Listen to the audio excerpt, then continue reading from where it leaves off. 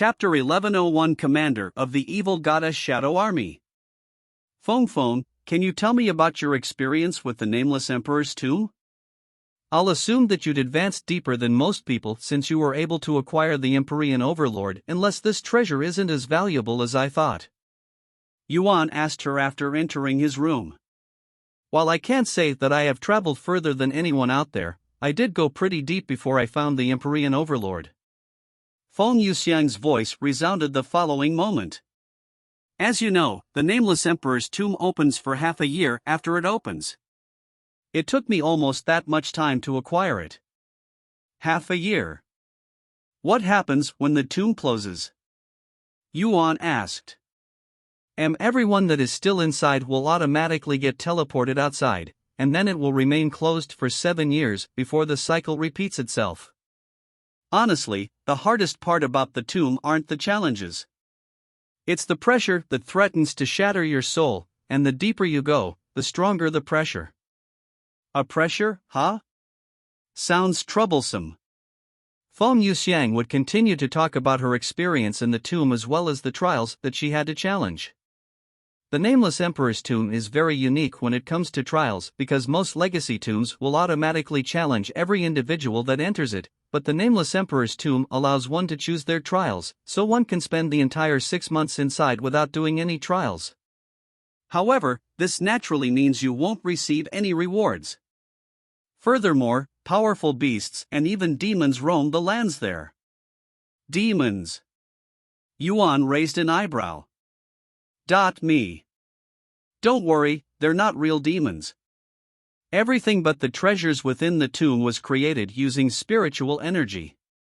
With that being said, the demons are as powerful as real demons, and they even have its regenerative ability. Feng Yuxiang would spend almost the entire day recalling her experience within the tomb. And that's how I acquired the Empyrean Overlord. Once Feng Yuxiang finished, Lan Yingying spoke. The Nameless Emperor's tomb sounds a little similar to the mystic realm. Considering that they're both related to the Lord, I'm not surprised. Yuan said. Lord. Now that's a persona I haven't heard in a while. A new voice that Yuan didn't recognize suddenly resounded in the room. Who's there?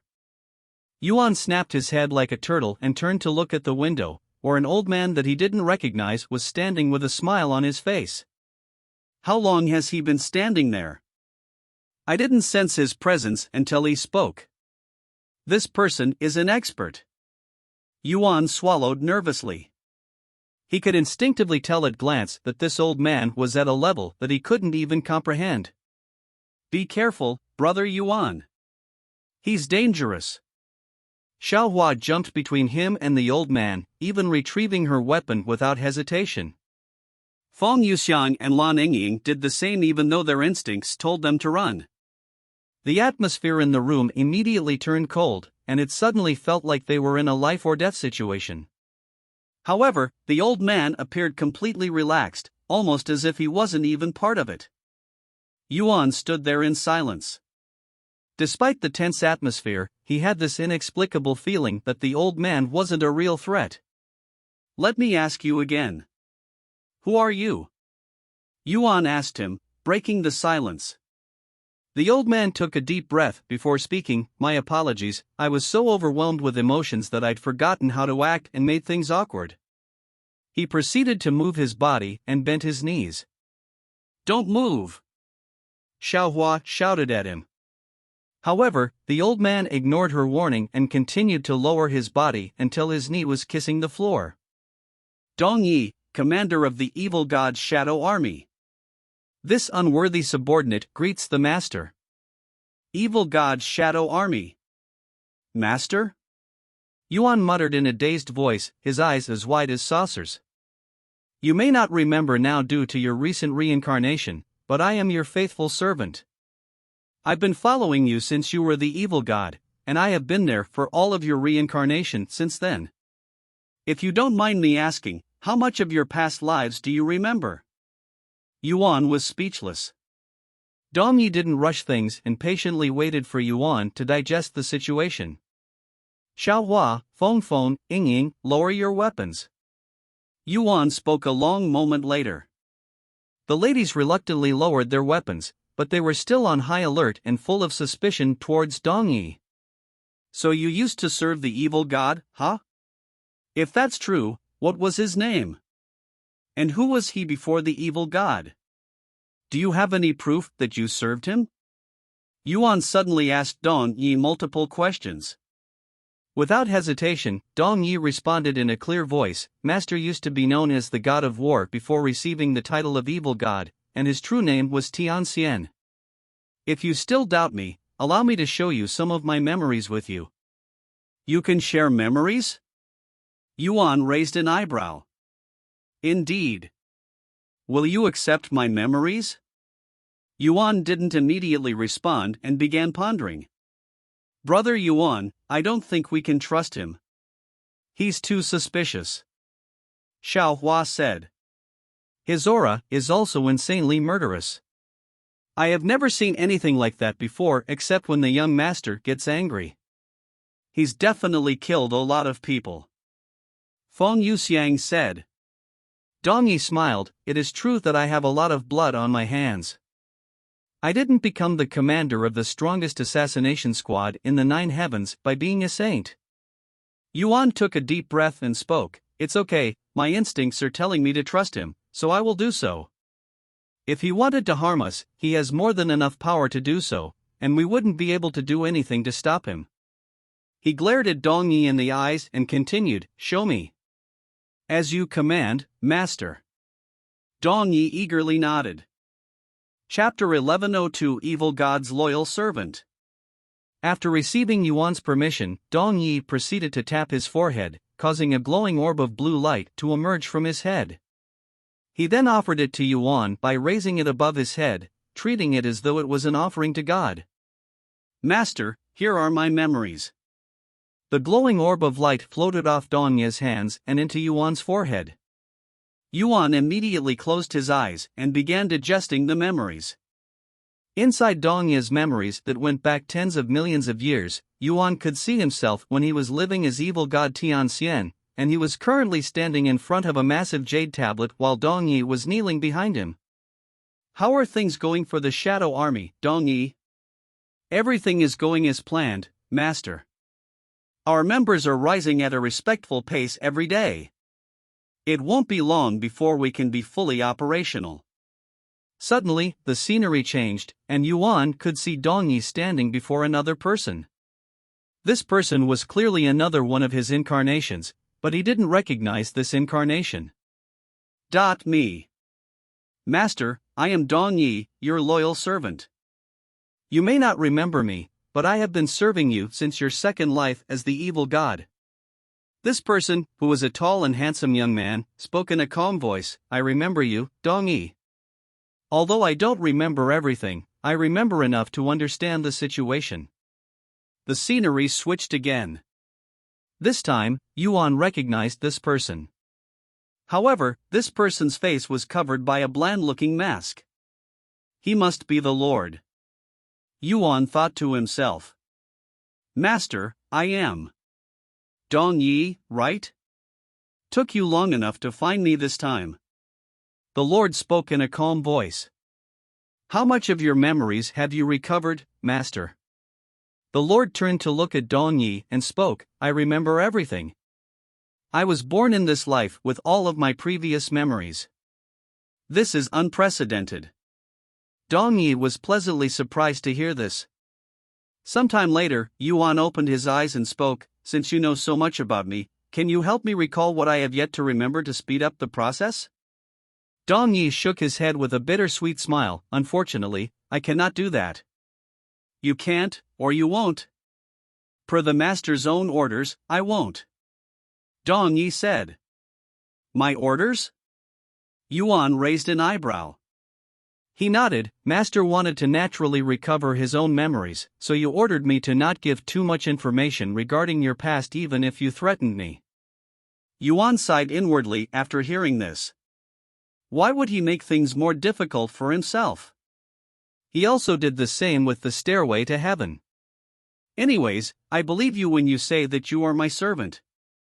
With that being said, what are your plans now? Did my previous incarnations give you some sort of mission? Dong Yi nodded. This body only has one purpose, to serve you until its death. If you need anything, I will be here for you. Feng Yuxiang couldn't help but feel as though her role as Yuan's handyman was suddenly in jeopardy. Dong Yi then continued, however, with that being said, it's not as though I can constantly remain by your side. Master, are you aware of our current situation with the upper heavens? No, what kind of situation are we in? Yuan shook his head. The Celestial Emperor, our natural enemy, will be sending experts to the lower heavens to kill you. They will arrive in less than a month. Yuan was left speechless after hearing this information. What? Why would the Celestial Emperor do such a thing? I've never even met the man. He exclaimed. According to what I've learned from the 7 Legacy family's memories, the Celestial Emperor is not specifically targeting you because of your identity. He doesn't even know your real identity, but because of the heavens' judgment, you now have a target on your back. Dong Yi explained. And he continued, honestly, if the Celestial Emperor knew your real identity, I wouldn't be surprised if he personally came down here with his entire army just to kill you. How troublesome. And here I was planning on going to the nameless Emperor's tomb. Yuan gritted his teeth. Worry not, Master. This is why I am here. I have already erased the 7 Legacy family's memories of you, so they won't be able to help those from the upper heavens to identify you. Furthermore, I will do my best to mess with those from the upper heavens and keep them from finding you. If you are ever in a dangerous situation that you cannot solve, break this jade slip and I will immediately come to you no matter what kind of situation I am in, even if I have to crawl through broken glass and the scorching ground. If you need me for anything else, use this communication jade slip to contact me. Dong Yi handed Yuan 2 different jade slips. I would give you life-saving treasures and other useful treasures, but I cannot give you any significant assistance that could greatly affect your natural growth. Let me guess. I told you that. Yuan said in a sighing voice. Dong Yi smiled and said, the point of reincarnating multiple times is to expand your experience and talent. If you're given a silver spoon every time you reincarnate, it would defeat its purpose, after all. I understand the reasoning behind this logic, and I even agree with it. However, it still sucks. Yuan said with a bittersweet smile. Anyways, before I ask you more questions, let's introduce ourselves properly. In this life, I am Yuan. It feels a little weird to be called master by someone as ancient as you, so you can just call me Yuan or young master like Feng here. Feng, introduce yourself. Yuan looked at her, who silently nodded and proceeded to introduce herself, despite being reluctant to do so. Chapter 1103 Controlling Fate. Feng Yuxiang. I am a divine beast that carries the bloodline of a phoenix. Feng Yuxiang gave a brief introduction about herself. The rest of you should introduce yourself as well. Yuan looked at the others. Lan Yingying. I am a divine beast as well, a divine serpent. Dong Yi, who already knew that Feng Yuxiang and Lan Yingying were divine beasts, nodded his head. While they can hide their identity from cultivators around their level, Dong Yi was an immortal who has existed for millions of years. It was simply impossible to fool someone like him. A phoenix and a serpent, huh? It sure brings back memories. Dong Yi couldn't help but break out a smile on his face when he recalled the immortal monarch and his divine beast followers. The immortal monarch? Yuan asked out of curiosity. He nodded. Do you remember? No, but I am aware of his existence. His divine beasts were always fighting with each other over his attention. Dong Yi chuckled. It caused the masked young master plenty of headaches. However, they were all reliable and loyal, which sort of balances things out. Yuan suddenly remembered something and said, speaking of the immortal monarch. Do you know how to upgrade his bloodline? What about the heaven-refining physique? Me. The answers you seek are within the nameless emperor's tomb. The name Emperor's tomb. Did I build it? Yuan then asked. Dong Yi smiled and said, "You will find out once you go inside." Seeing how Dong Yi won't give him any direct answers, Yuan decided to give up and to wait to enter the name Emperor's tomb. Dong Yi suddenly shifted his gaze to Xiao Hua, whose tiny body instinctively trembled. An exile, huh? The young master called you Xiao Hua, so you must be from the Azura family. Do you believe in fate? He asked while staring at her intensively. Xiao Hua silently nodded. Then do you believe someone, a mere human, can control fate? Xiao Hua raised an eyebrow and said, "Nobody can control fate." What if someone has such ability? That's impossible. No human can have such an ability. Dong Yi smiled and shifted his gaze back to Yuan. Believe it or not, someone out there has the ability to control fate, and he's standing in this room as we speak. Xiao Hua and the others turned to look at Yuan, who was quite confused. You may not realize it, but you're subconsciously controlling fate. The young master is subconsciously controlling fate? How does that even work? Feng Yuxiang asked. Dong Yi shrugged, "Even I do not know the answer to this question. This is partially why the young master ordered me to not assist him too much, as it could affect his fate." Yuan looked at his own hands. I'm controlling fate? Am I really doing such a thing? He couldn't believe it. Manipulating fate sounded very complicated, so it seemed very unlikely for him to subconsciously control it. What do you know about Xiao Hua's family?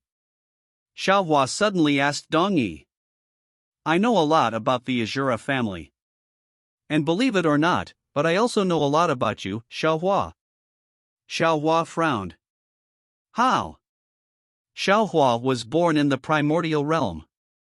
Nobody can enter or leave this place without the Celestial Emperor's approval or the ancient seals. Sorry, but I cannot tell you.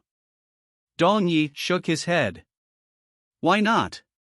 Because you're directly related to the young master, which means I will spoil him if I answer your question. Brother Yuan. Xiao Hua turned to look at Yuan with a look of wonder in her eyes. Anyways, if you have any more questions that aren't related to the young master's past, feel free to ask me. If you have any requests, I am also willing to hear it. Yuan pondered for a moment before speaking. The nameless emperor's tomb will open very soon. Do you plan on going inside with us? No, I will be staying out here to mess with the Celestial Emperor's lackeys and throw them off your track. Yuan nodded, and he said, Then if you don't mind, can you watch over my friends while I am inside the nameless emperor's tomb? I don't know how long I will be staying inside, nor can I bring them to such a dangerous place with me. They're extremely valuable to me. I want you to protect them as though they're me. Dong Yi nodded. No matter who you want me to protect, I will protect them with my life. Yuan proceeded to tell Dong Yi about Meishio and the others who were training at the cultivator's haven. They are likely to spend all of their time cultivating inside the cultivator's haven, but better safe than sorry. Rest assured, young master. As long as I am breathing, no harm will come to your friends. Even if I am not constantly by their side, I can cover this entire world with my divine sense, so I will know immediately the moment they're in any danger no matter where I am. Covering this entire world with your divine sense? I have been wondering about this for a while now, but what is your cultivation? Yuan asked out of curiosity. This humble one is only at the 7th level of God Ascension realm. God Ascension. Yuan mumbled in a dazed voice.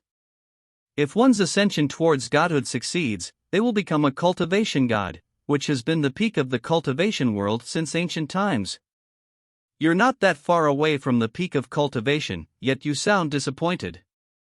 Yuan couldn't understand this part. Because I know my limits, young master. As much as I hate to admit it, I don't have enough talent to become a cultivation god.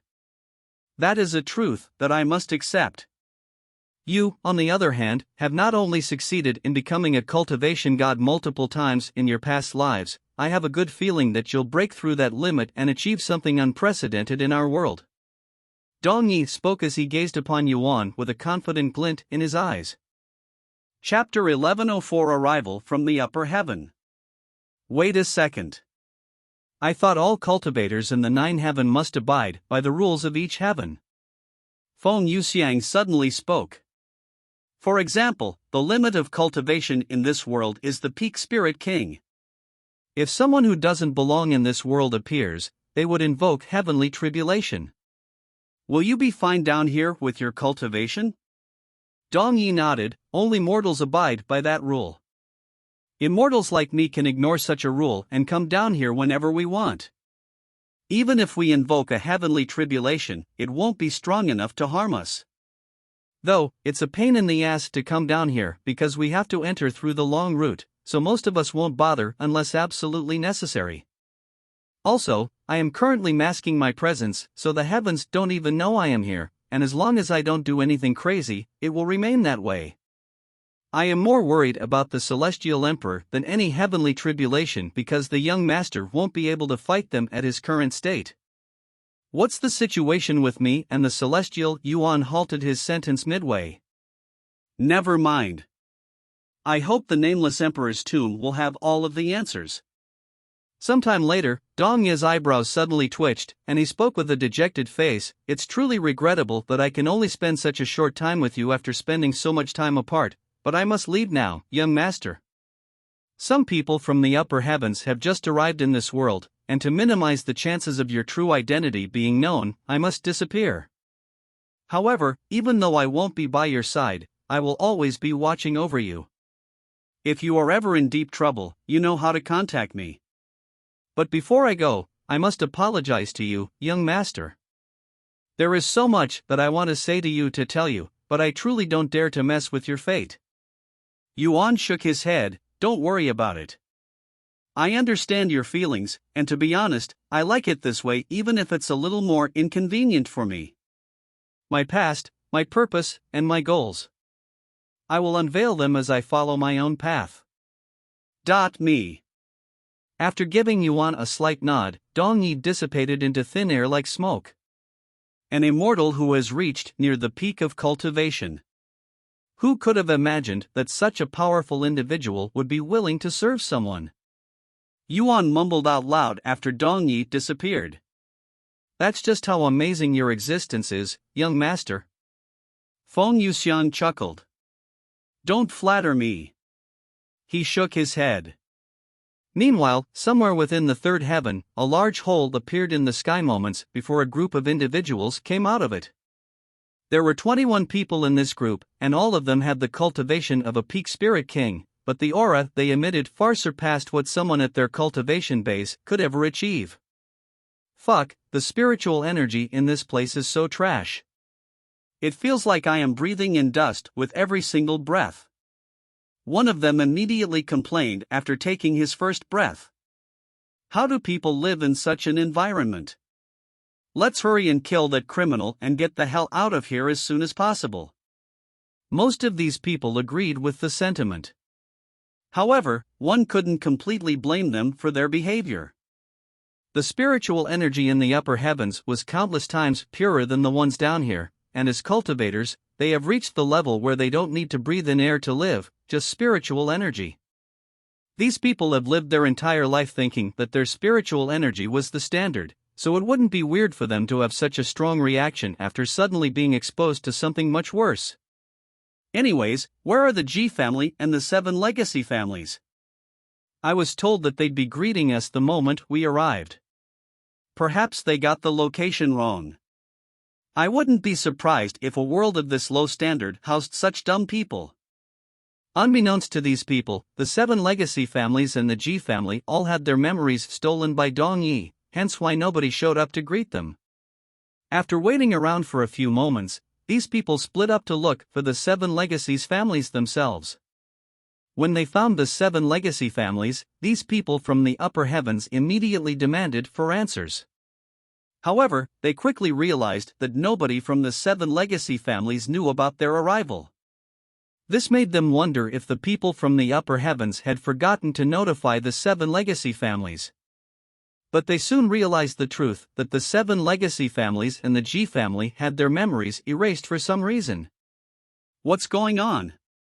Who would erase their memories?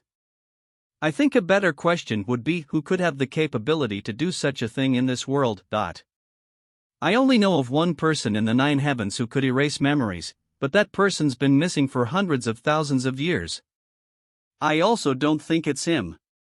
Why would he be down here stealing memories from mortals, right? The people from the upper heavens quickly dismissed the phenomenon, mostly because they couldn't be bothered to investigate any further. But then they realized another problem. Without the 7 legacy families' help, how will they ever find the person they were looking for? Even finding a needle in a haystack would be easier than this task since they at least knew what a needle looked like. However, it was not as though they could leave without even trying. In the end, these people decided to stay around for a little longer to wait for the others that have yet to arrive. These 21 people were just the first batch of people amongst a dozen, after all. In the meantime, I am going to take a look around. As shitty as this place is, it's a rare chance to experience the lower heavens. Try not to get yourself killed. You'd immediately become a laughingstock if you died in a place like this. Poof.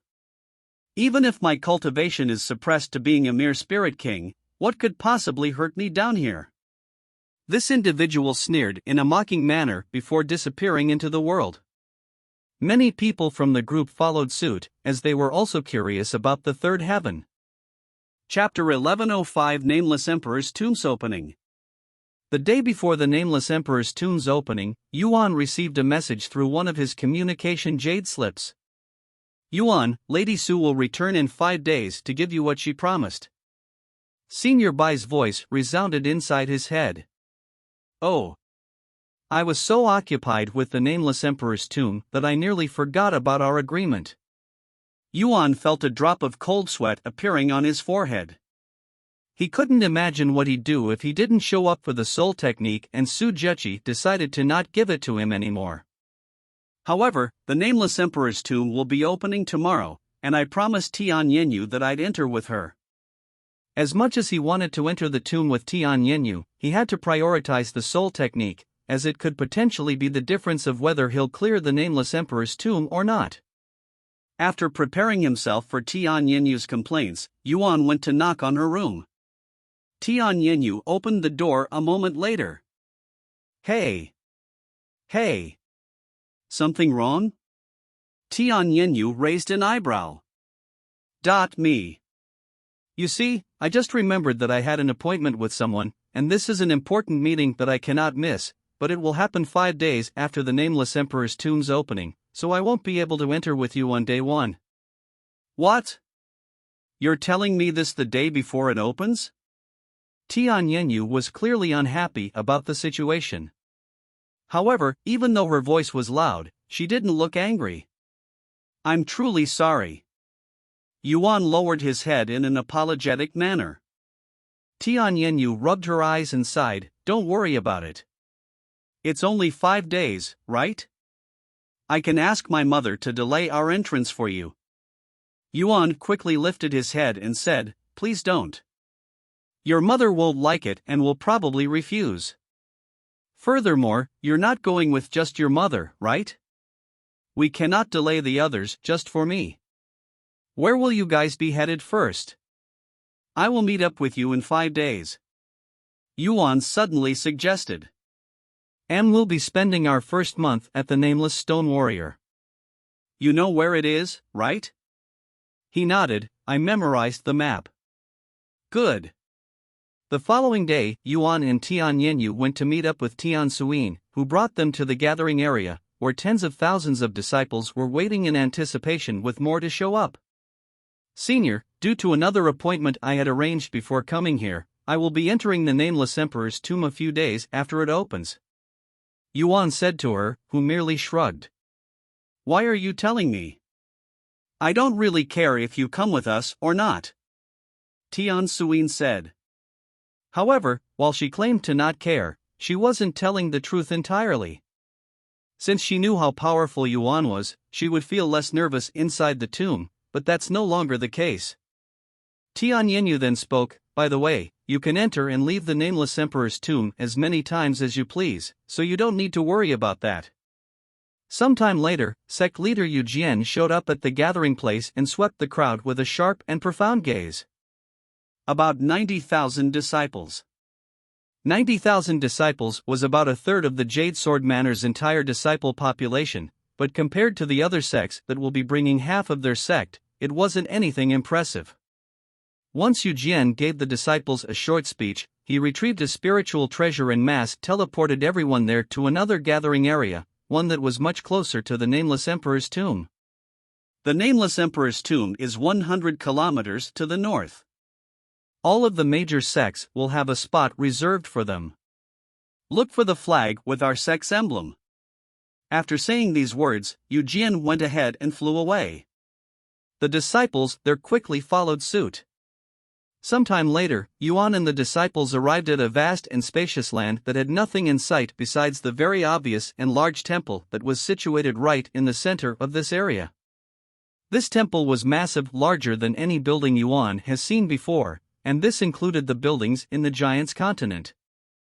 The temple itself seemed to be made of white marble, and it appeared to be in pristine condition at glance, almost as though it was just created yesterday, even though it stood for millions of years already.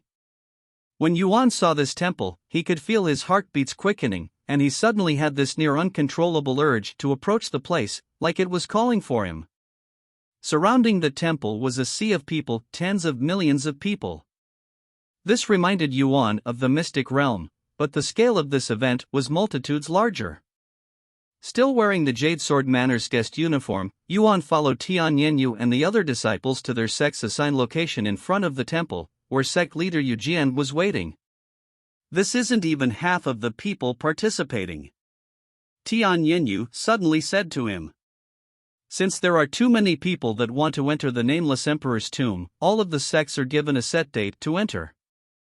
The top sects will get to enter on day 1 while the weaker sects and rouge cultivators will enter a few days later. Although entering a few days late may not seem like much at first, these few days could be the difference between gaining enlightenment and gaining nothing. There have been plenty of cases where people were kicked out right before they could be enlightened. Is that so? When does the tomb open, anyway? Yuan asked. It should open within the hour. I will stay here until you enter the tomb. All right. Thus, they began to wait for the Nameless Emperor's tomb to open. Meanwhile, more and more people showed up for the tomb's opening, including those that had no intention of participating. Chapter 1106 Nameless Emperor's Tomb Opening, 2. An hour passed within the blink of an eye while Yuan inspected the Nameless Emperor's tomb with his divine sense. Besides its pristine condition, there really wasn't anything too special about the temple itself, at least Yuan didn't notice anything unique about it.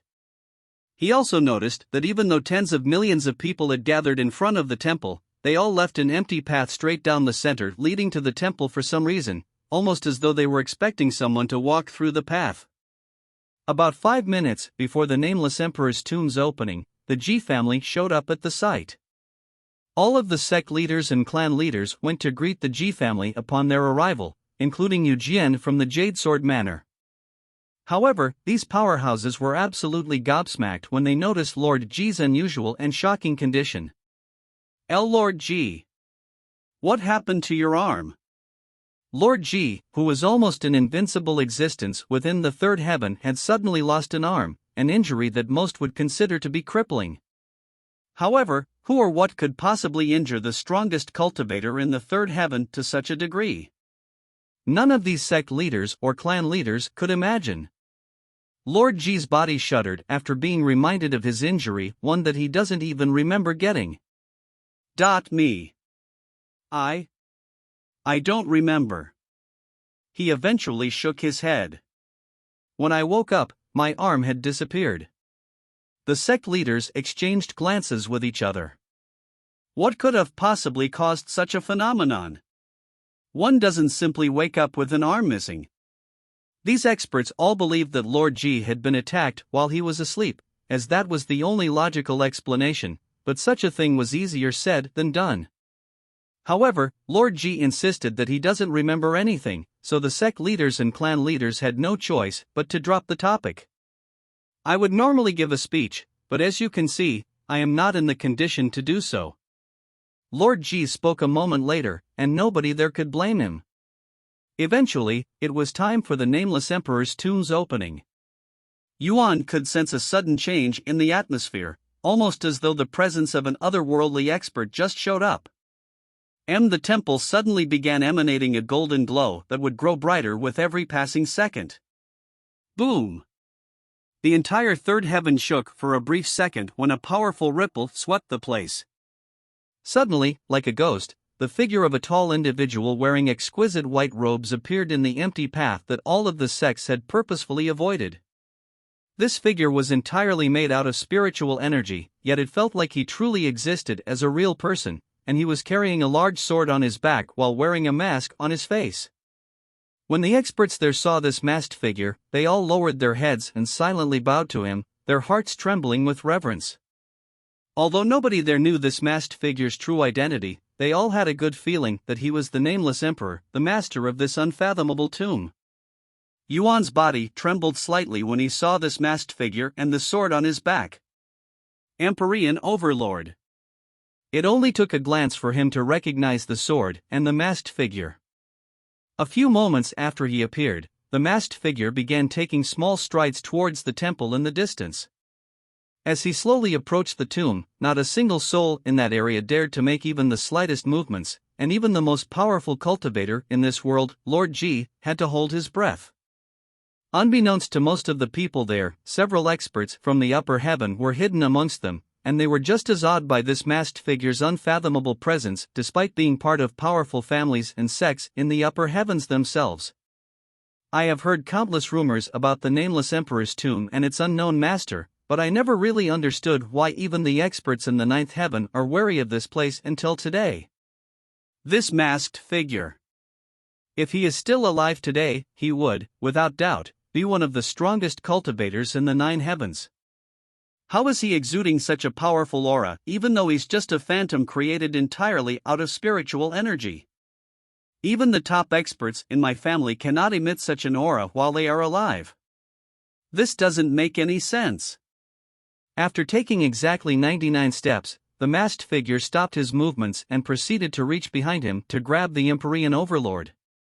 The moment his grasp tightened on the Empyrean Overlord, all of the experts there suddenly felt a cold sensation around their neck, almost as though there was a real blade pressing against their skin at this moment. The experts tried their damned hardest to not swallow by accident, and their back was quickly soaked in cold sweat. The experts from the upper heavens even subconsciously grabbed their weapons when they sensed this chilling sensation, but they quickly released their hands when they realized the situation. His sword chi is so profound that our body, our very soul, had instinctively reacted defensively even though it wasn't directed at us. Even the current sword emperor would look like a sword apprentice compared to him. Why does such an existence exist in this world? What is the heavens thinking, allowing such a thing to happen? While the experts from the upper heaven were in deep thoughts, the masked man suddenly made his movement and swung his sword vertically at the temple. A beautiful arc of swordlight was created by the swing, and it flew straight at the temple. Shah! Almost as though the swordlight ripped through space itself, a massive portal suddenly appeared in front of the temple. The Nameless Emperor's tomb was finally open, but nobody there dared to move, as the masked figure had yet to disappear. Thus, the tens of millions of people there patiently waited for the masked man to disappear after opening the tomb like he usually does. However, what happened next shocked everyone there. Chapter 1107 Nameless Emperor's Tomb's Opening, 3. What's going on? Why isn't he disappearing like he normally does after opening the tomb? Lord G and all of the experts there wondered inwardly when the masked figure continued to stand in front of the temple even many moments after opening the tomb. Everyone there was puzzled by the situation, but none of them dared to approach the tomb until the masked figure completely disappeared, even if they had to wait hours. Moments quickly turned into minutes. The atmosphere there had become almost suffocating, with everyone nervous about this phenomenon. The nameless emperor's tomb has existed for millions of years, with many experts there experiencing the tomb's opening over a dozen times, yet nobody there had seen or heard about this kind of situation. Did the nameless emperor's tomb have a sudden malfunction? Was there something different about this year's event? Nobody there could say for sure, nor were they willing to find out, as even the slightest mistake could cost them their life as long as the masked figure remained. Fuck. I don't feel this kind of pressure even inside the tomb. Sect leader Eugene cursed inwardly, feeling like he's already aged 100 years in these few short minutes. Suddenly, a voice resounded in the area. This voice was calm, soothing to the ears, and as gentle as feathers, yet there was a strikingly domineering feeling to the tone that demanded complete obedience. It took you long enough to get here. How long are you going to keep us waiting? Hurry up and get this over with so that you can continue your journey, which is just starting if you just made it here. Me. To everyone's absolute shock, this voice came from the masked figure. Although everyone doubted their ears at first, they quickly realized that nobody but the masked figure could possibly have the audacity to speak in such a tense situation. The nameless emperor spoke. What's he talking about? Has he been waiting for someone this entire time? Who? Lord G was baffled. He has seen the nameless emperor over 100 times in his lifetime, but this is the first time he's heard the nameless emperor's voice. Meanwhile, Tian Yenyu was baffled for another reason. His voice. It sounds oddly familiar, like I have heard it before. She moved her eyes to glance at Yuan without turning her head. Right. It sounds exactly like Xiao Yang's voice, albeit a little more mature. Or am I just imagining things? She didn't want to jump to conclusions, so she disregarded such thoughts for now. Shortly after the nameless emperor spoke, his body made of spiritual energy began to disperse until there was nothing left. Normally, the people there would instantly rush into the nameless emperor's tomb after the nameless emperor's disappearance, but nobody there made any movements even after he was gone this time. Even though you're telling me to hurry, I won't be able to enter the tomb for another 5 days. Sorry. Yuan shook his head inwardly. Eventually, the experts started snapping out of their days, and they finally started sending people into the nameless emperor's tomb. I will see you later, Xiao Yang. Tian Yenyu said when it was their sect's turn to enter. Stay safe. We will meet in 5 days if nothing goes wrong. Yuan continued to wait outside the tomb until he saw Tian Yenyu enter the nameless emperor's tomb with his own eyes.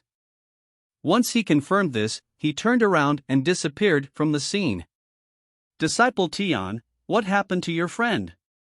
I thought he was going to enter the tomb with us.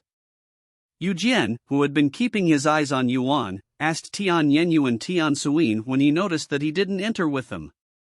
Something came up for him, so he'll enter at a later date. Tian Yenyu explained. I see. How unfortunate. I would feel a lot safer if I knew that he was in here. Yu Jian shook his head. Seeing how much the sect leader held a junior in such high regard, Tian Suyin could only shake her head inwardly and admit that she felt the same way. The Jade Sword Manor would continue traveling in the nameless emperor's tomb as a whole sect for a little longer before everyone split up into smaller groups, dispersing in every direction. Tian Yenyu followed her mother and others that were going to the same destination, quickly making their way towards the nameless stone warrior. Meanwhile, Yuan returned to Meisho and the others to let them know of the situation since he had a few more days before the meeting with Sujechi. There's a good chance that I might not leave the nameless emperor's tomb for a while, so I am going to leave behind some things for you guys just in case you want to leave the cultivator's haven and explore third heaven by yourself. Exploring the third heaven without you? That's suicide for cultivators at our level. Xu Liuxiang said with a bittersweet smile. How long do you think it will take? Meisho asked. At most 6 months, but I really hope it won't take that long. Half a year. Do you think we'll reach at least Spirit Grandmaster in that amount of time? Li Jinsi asked. With your talents and resources, I have no doubt that you'll reach at least Spirit Lord. Yuan smiled. By the way, even though I won't be with you, just know that you're still being protected no matter where you are. What do you mean? Meisho raised an eyebrow. I will tell you about it at tonight's dinner table. All right. Later that night at the dinner table, Yuan would tell Meisho and the others about the nameless emperor's tomb and his new friend Dongyi. However, he didn't tell them everything about Dongyi, such as how Dongyi was a servant from one of his past lives, as that would have made things complicated. Though, he did tell Meisho and Xu Liuxian since they were already aware of his past lives. Over the next 5 days, Yuan would spend them in the real world, with most of his time being spent in the training field or the bedroom. 5 days passed in the blink of an eye, and it was time for his promise with Su Zheqi to be fulfilled. Chapter 1108: Strongest Soul Cultivation Technique in the Nine Heavens. A few days prior to her meeting with Yuan, Su Zheqi had to retrieve the soul cultivation technique from Lady Xiang. I have done what you asked. I want the soul cultivation technique now, Su Zheqi said while standing before Lady Xiang. Lady Xiang lowered her cup of tea and smiled. I knew you were powerful, but who thought you'd be capable of annihilating the entire Sky Whales faction overnight? The entire Supreme Heaven is trembling because of your actions, you know. How long has it been since you last stirred the world this much? 100,000 years ago? The soul cultivation technique. I will not repeat myself. Su Zheqi even extended her hands out. Lady Xiang sighed. Why are you being so impatient? Do you really think I am going to swindle you? After placing her tea down, Lady Xiang continued, I don't know how you think this works, but I cannot just hand you the technique. This soul cultivation technique is a little special, so I will have to transfer it to the individual myself. Su Zheqi narrowed her eyes. If you're doing this just so you can identify the junior. Lady Xiang shrugged. I won't lie. I am intrigued by this junior whom you're so desperate to help, but I do not have any ulterior motives, nor am I the type to go after someone else's man. I cannot give him the technique unless I do so personally. This is a rule that cannot be broken even if you threaten to kill me. After a moment of silence, Su Zheqi nodded, fine. Meet me at the myriad of techniques in 3 days.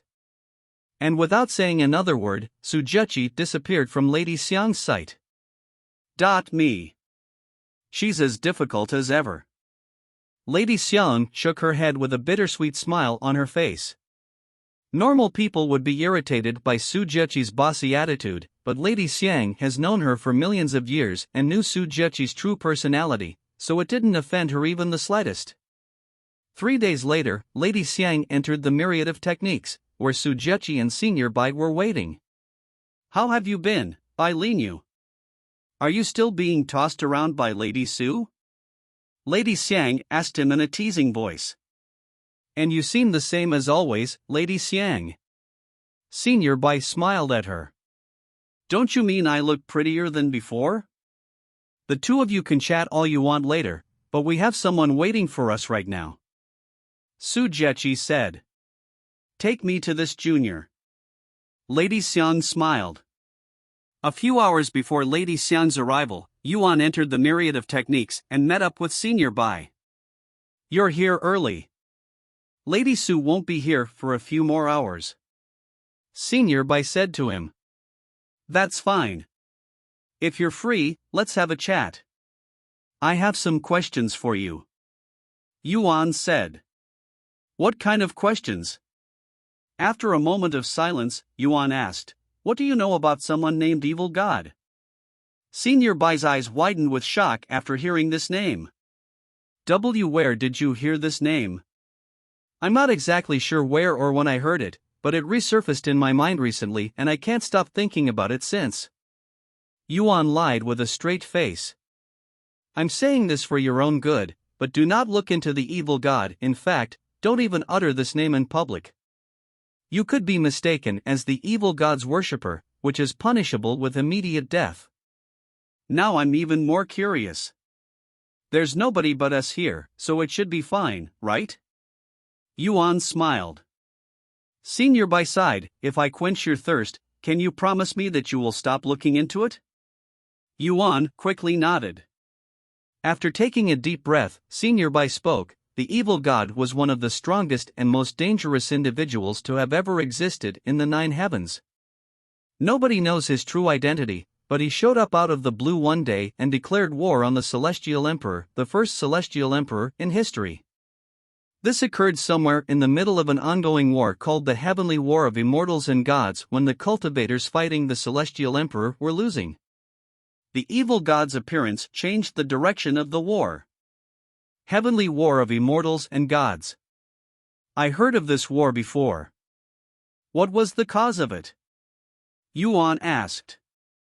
The rogue cultivators didn't like how the Celestial Emperor limited the resources in the 9 heavens, restricting its access to only those that served under him, so they revolted. This rebellion rocked the entire 9 heavens, even splitting it into 9 separate worlds in the process. And the evil god joined this war in the middle of it, killing the Celestial Emperor? Yuan asked for confirmation. That's right. And nobody knows why? Perhaps a few close to him knew the real reason, but the majority of us do not. Speaking of people close to him, I remember the name Dongyi being mentioned alongside the evil god. Do you know anything about him? Senior Bai pondered for a moment before speaking. If I remember correctly, Dongyi was the commander of the evil god's shadow army, one of the most fearsome groups of assassins within the 9 heavens. Yuan would continue to ask questions about the evil god, and Senior Bai would answer them to the best of his knowledge.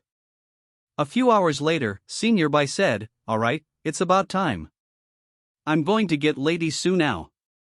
Okay. Thank you for your time. Remember your promise. Yuan nodded with a smile, I know. I won't look into the evil god anymore. Senior Bai left the myriad of techniques the next moment.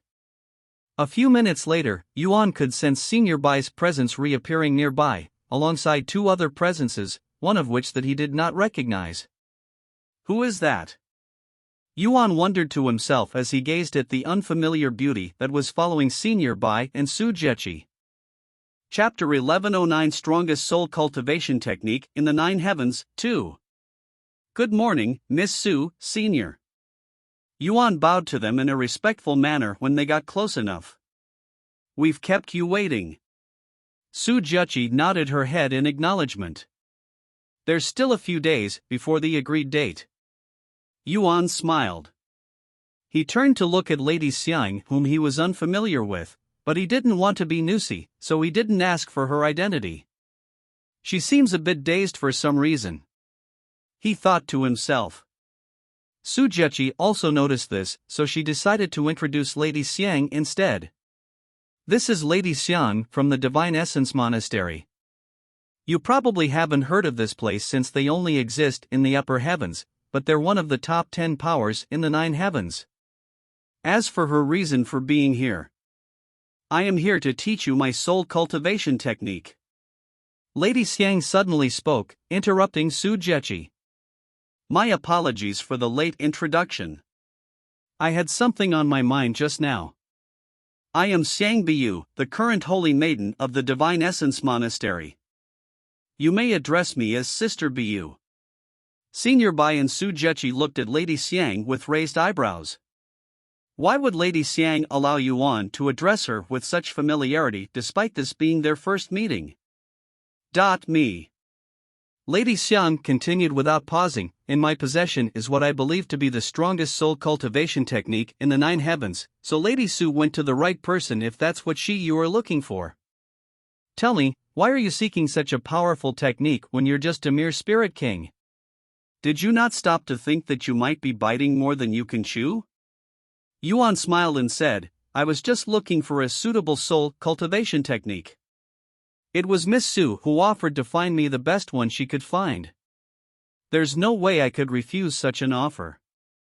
As for whether or not I can chew it, I guess we will find out once I bite into it.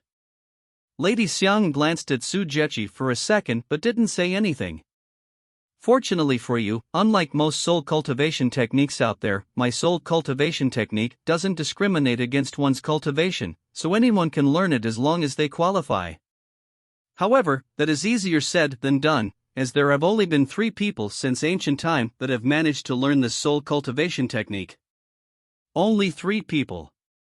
Yuan was surprised to hear this, but he was also excited. After all, the harder it was to learn something, that something is usually more unique and powerful. If you do not have what it takes to learn this soul cultivation technique, there is nothing I could do for you. It just means you are not fated to learn it, Lady Xiang said a moment later. She turned to look at Lady Su and continued, as I have mentioned before coming here, if he doesn't learn it, don't expect any compensation, as this was part of our deal. I am well aware. Su Juqi nodded. Lady Xiang returned to Yuan and smiled. She destroyed an entire faction just to get you this chance, young man. Try not to waste it even if you don't really have a choice. You did what? Yuan looked at Su Juqi with wide eyes. Don't misunderstand. Even though it was part of the agreement, the celestial overlords have a duty to deal with any demon worshippers, so I would have dealt with them the moment I learned that they were demon worshippers even if it wasn't part of the agreement. Whatever you say, Lady Su. Lady Xiang proceeded to glare at Yuan with a serious look on her face. Are you ready? She asked. I am. He nodded. Let's go. Su Juqi suddenly said to Senior Bai, who nodded in silence. The 2 of them proceeded to leave Lady Xiang and Yuan alone. Since Lady Xiang only promised to teach Yuan the soul cultivation technique, it was only natural for everyone else to leave. Once they were alone, Lady Xiang spoke, this technique is a little special, so the learning method will be a little special as well. Though, it's quite simple. Lady Xiang closed her eyes, and her aura suddenly began to soar. A few moments later, a massive golden bell materialized behind her. This bell didn't appear to be completely solid and seemed somewhat semi-transparent. It was the size of a 4-story building, and it emanated an otherworldly aura. Upon closer inspection, Yuan could see tiny words engraved onto the front of the bell, exactly 1,000 words. Is that the soul cultivation technique inscribed on the bell? Yuan asked. Indeed. It may seem very insignificant compared to even the most ordinary technique, but each word encompasses a profound secret that will lead you closer to learning the technique. What is this technique's name? You will learn it if you are fated to.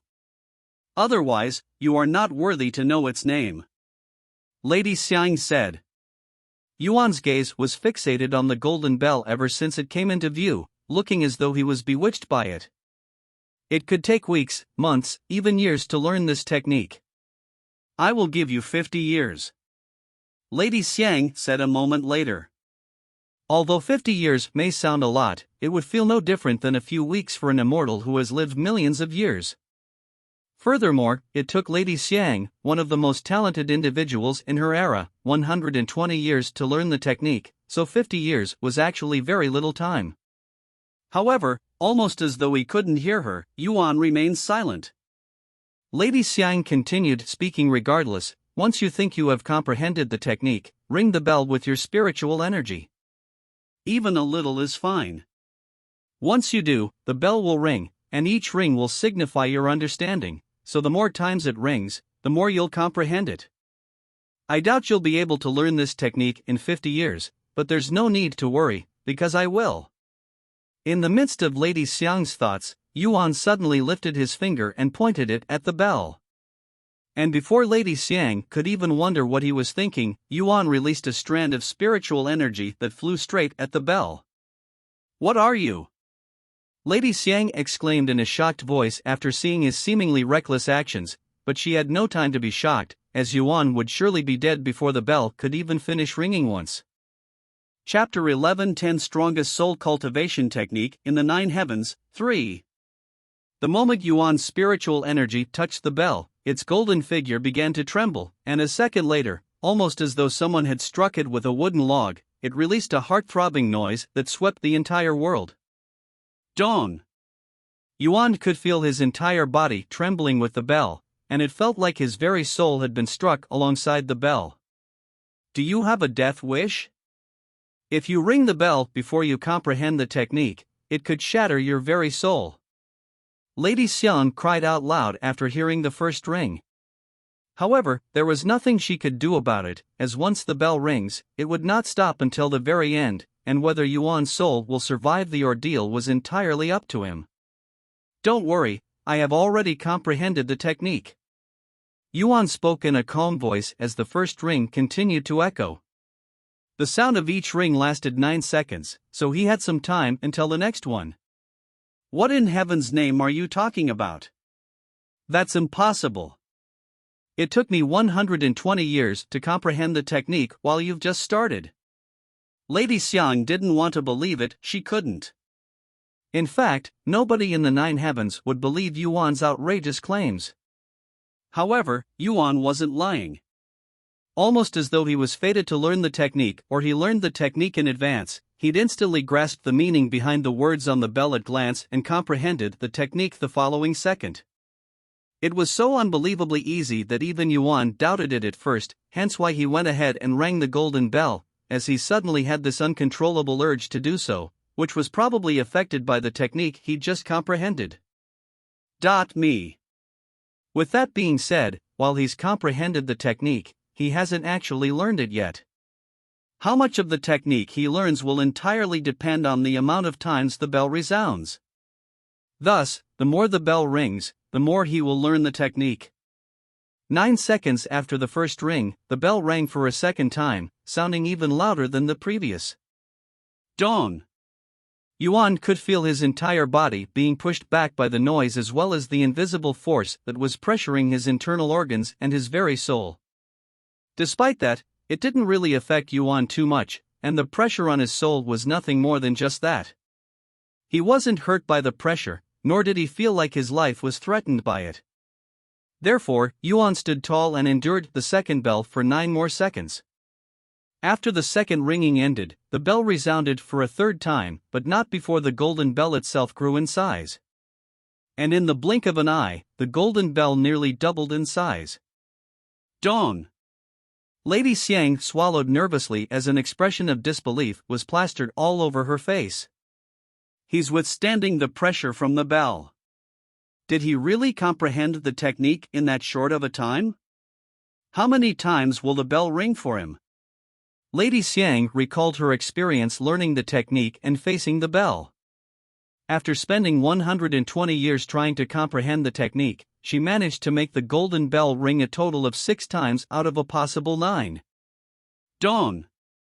The golden bell rang for the 4th time, and it had grown so large that it was almost as big as Yuan's God of War's astral arts avatar. Yuan had closed his eyes and sat down long ago, and his understanding for the soul cultivation technique deepened with every ring. Eventually, the loud noise sounded no different than music to his ears, and his body felt like it was being embraced by the goddess of sounds.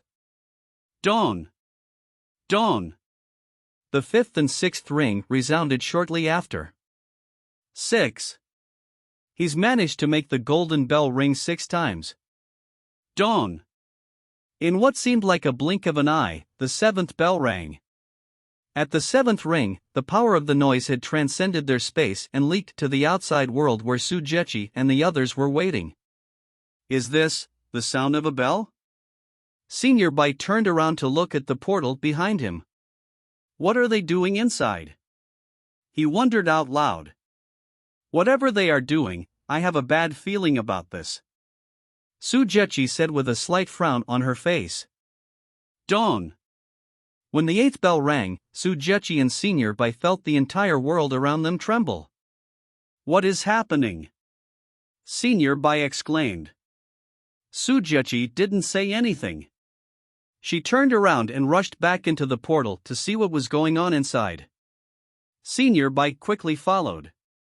And to their absolute surprise, there was a massive golden bell inside Senior Bai's world, and it was big enough to cover the entire place. What in heaven's name are we seeing? Senior Bai uttered in a voice of disbelief. Despite the loud noises, neither Senior Bai nor Sujechi were affected by it, as the pressure was mostly focused on Yuan, so the most they felt was their heart beating louder than usual. E8 rings.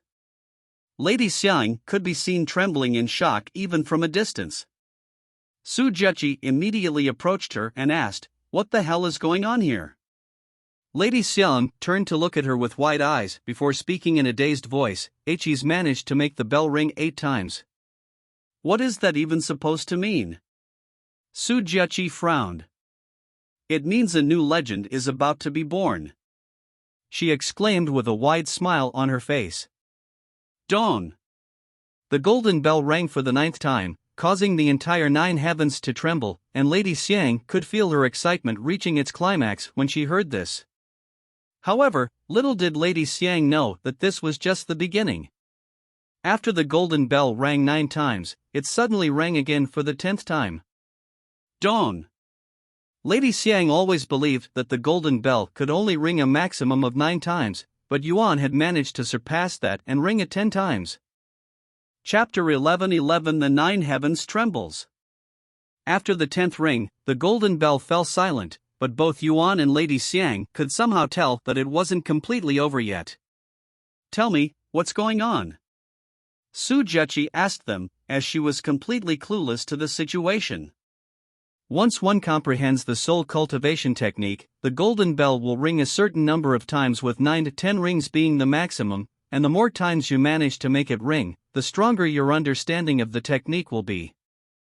In other words, the more it rings the better, Lady Xiang explained in a dazed voice. And she continued, "For reference, I made the bell ring 6 times when I comprehended the technique, and I was considered a genius that would appear only once every few million years." After swallowing nervously, she said, "Your little friend here has managed to make the bell ring 10 times, that kind of talent is frightening. I cannot imagine what kind of monster he'll be like in the future." Although it might be a bit rude to call Yuan a monster, Lady Xiang could not think of another term to call him by, and his talent was truly monstrous. "So what happens now?" Sujechi asked. Lady Xiang shook her head, "I don't know."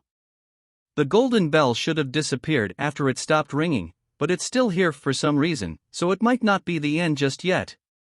As for what might happen, I cannot even begin to imagine. After a brief moment of silence, Sujechi spoke while staring at Yuan, who was still sitting there with his eyes closed. "How are you feeling?" Me.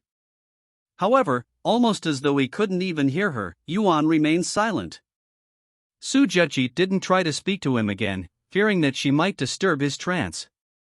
Thus, both Sujechi and Lady Xiang would patiently wait for Yuan to wake up.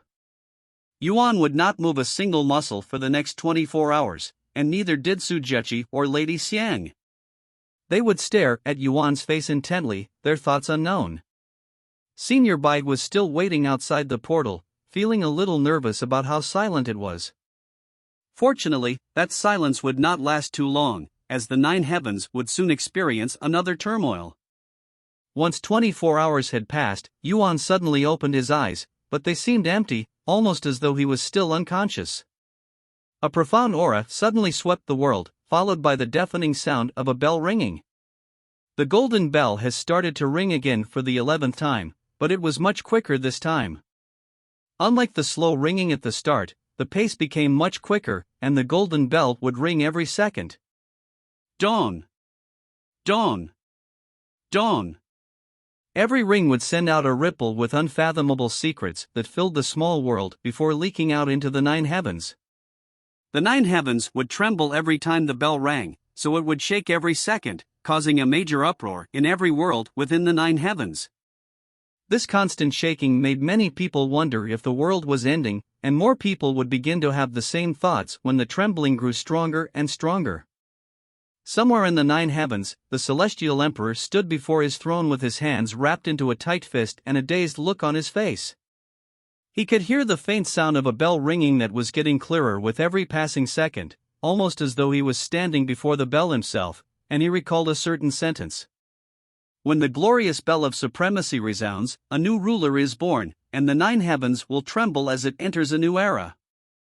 Have you returned once again to trample on this world's peace?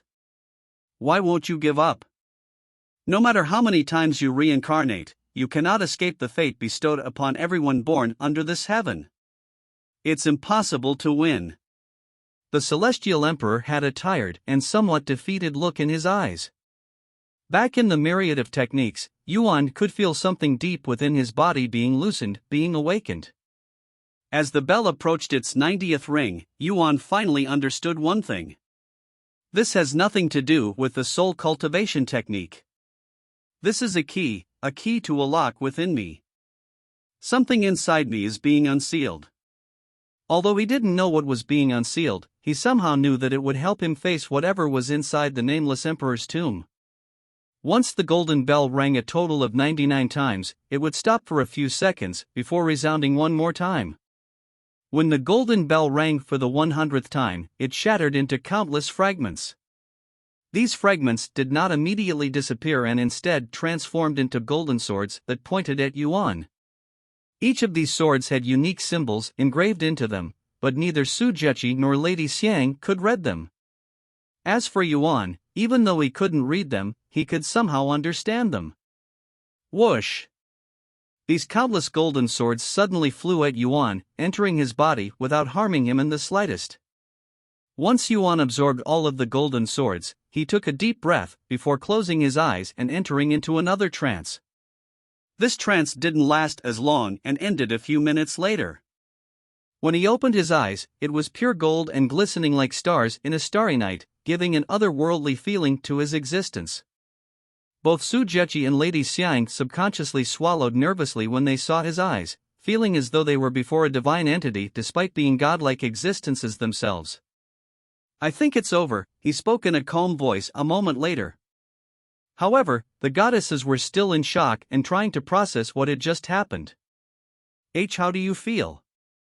Lady Xiang asked him a moment later. I feel fine. Just fine? Do you feel any different? To her surprise, Yuan shook his head. No, I don't feel any different. How is that even possible? Lady Xiang muttered in a dazed voice. Chapter 11:12 Lady Xiang's Offer. I don't believe it. Su Zheqi suddenly spoke with a cold expression on her face.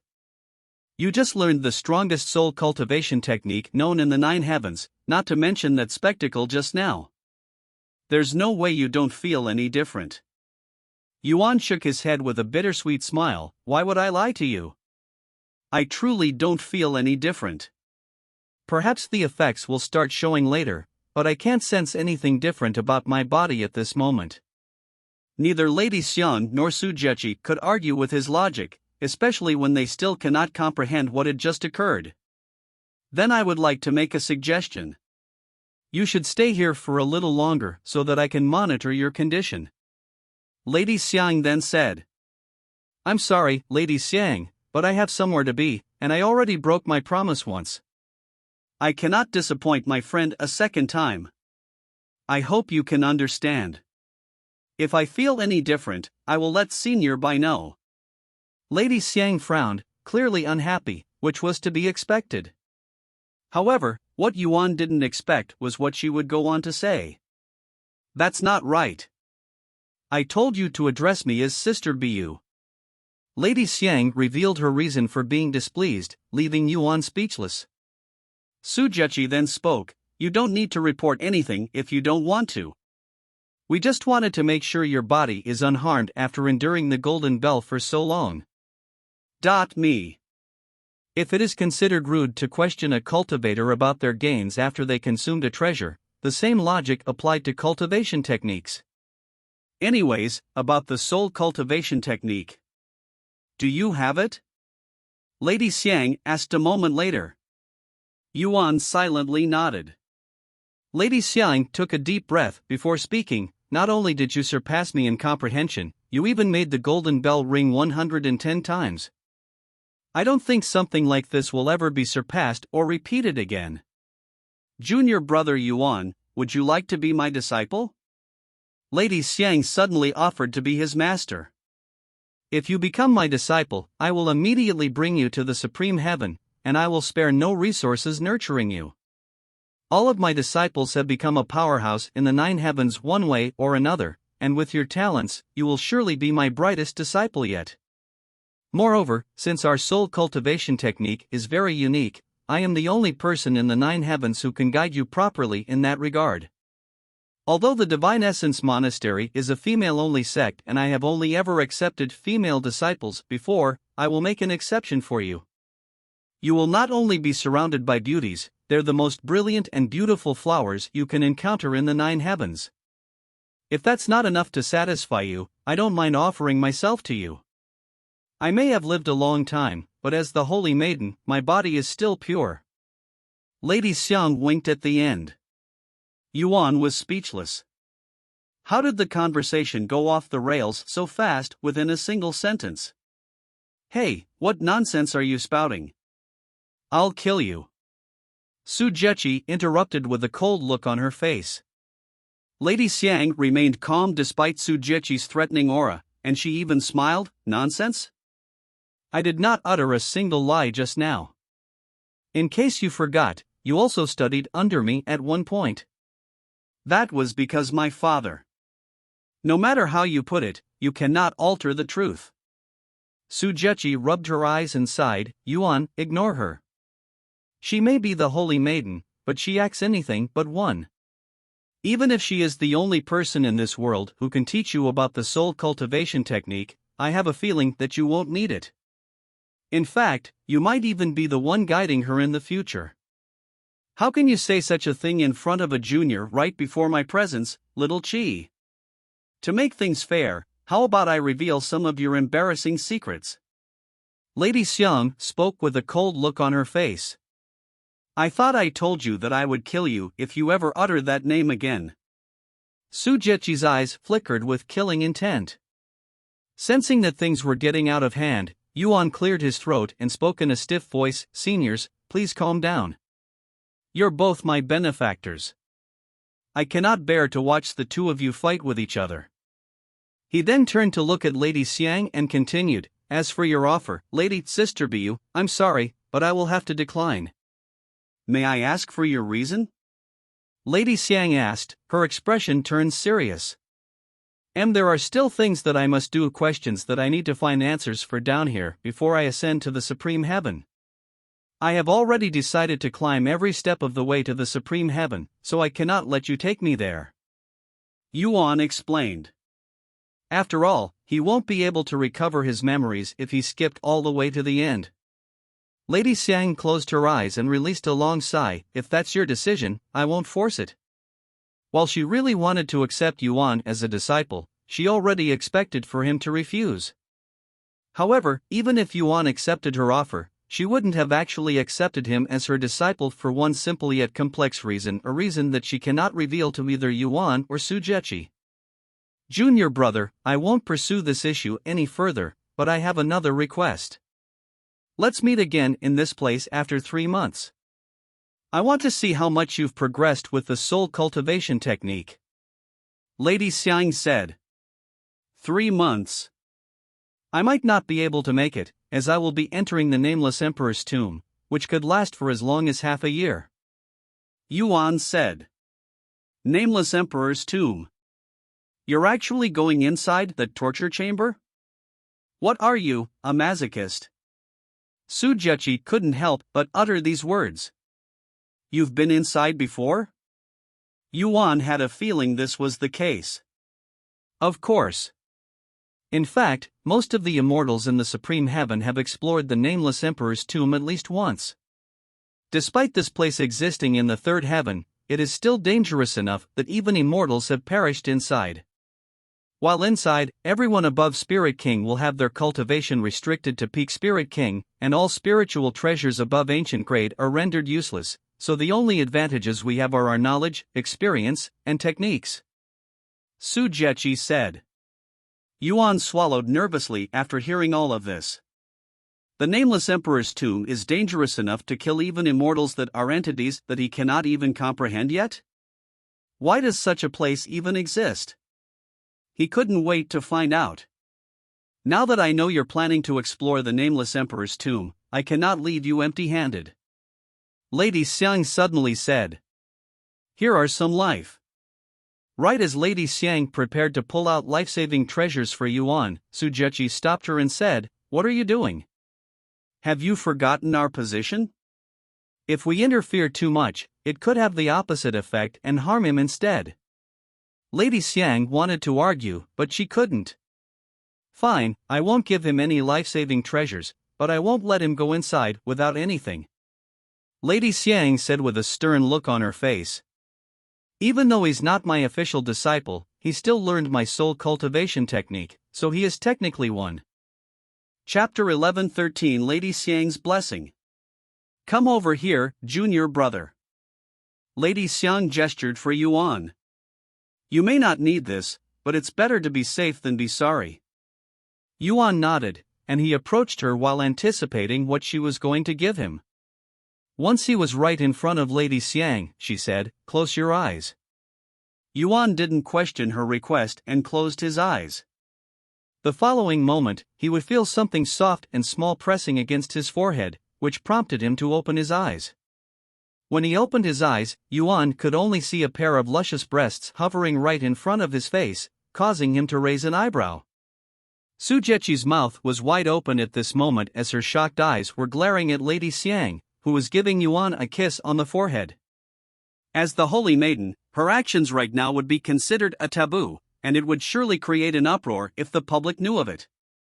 The kiss didn't last long, only 3 seconds, but it felt like 3 hours to Su Zheqi. Perhaps it would have lasted longer if Su Zheqi didn't intervene. Are you done yet? Lady Xiang removed her lips from Yuan's forehead with a satisfied smile on her face. I've just given you a blessing. It will automatically activate if it senses that you're in grave danger. I hope it will never activate, though. Thank you. Yuan smiled back, not thinking too much about the kiss on the forehead.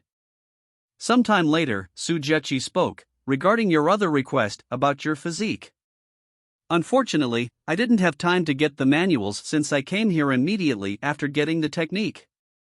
When you return in 6 months, I will also be here with the manuals. I understand. Thank you, Miss Su. Before you leave, there is one more topic that needs to be discussed. Su Zheqi then said. What is it? Su Zheqi proceeded to tell Yuan about the situation in the Supreme Heaven and how many powerful sects, factions, and clans had sent down people to hunt for a certain individual. Yuan began sweating when he heard this information. Even though Su Zheqi said that they didn't know the true identity of this criminal yet, he knew right away when she mentioned heaven's judgment, and he pondered if he should tell her the truth. Honestly, even though I am telling you this, I am not telling you to hunt this criminal. Even if you come across this person, you aren't obligated to catch him. There are plenty of people who are capable of dealing with a mere criminal in third heaven. Though, you will receive a lot of good karma if you do, so there's that. I understand. I will try my best to catch him if I see him. Yuan said with a stiff smile on his face. Here. Take this jade slip. It will burn if you're close to the criminal, who had been branded by heaven during the judgment. Su Zheqi handed Yuan a black jade slip. Yuan silently stared at the jade slip with a dazed look on his face. He was wondering why the jade slip had no reaction even though he was right in front of it. Not that he had any complaints, as this situation worked in his favor. After accepting the jade slip, Yuan left the myriad of techniques shortly after. So he's already left, huh? I still have something to give him, but that will have to wait until our next meeting now. Senior Bai mumbled after learning that Yuan had left. He'll return in 6 months after the nameless emperor's tomb. Su Zheqi briefly explained the situation. Nameless emperor's tomb. Even with his talents, I cannot help but feel a little worried. Senior Bai shook his head. The Nameless Emperor's tomb could be considered one of the most difficult legacy tombs in the 9 heavens, after all. Why are you still here? Su Zheqi turned to look at Lady Xiang, who was still lingering around for some reason. Lady Xiang did not immediately respond and silently stared at her.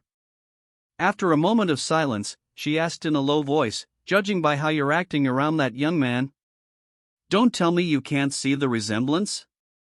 What are you talking about?" Su Jiechi looked genuinely puzzled by such a question. Unbelievable. Lady Xiang sighed.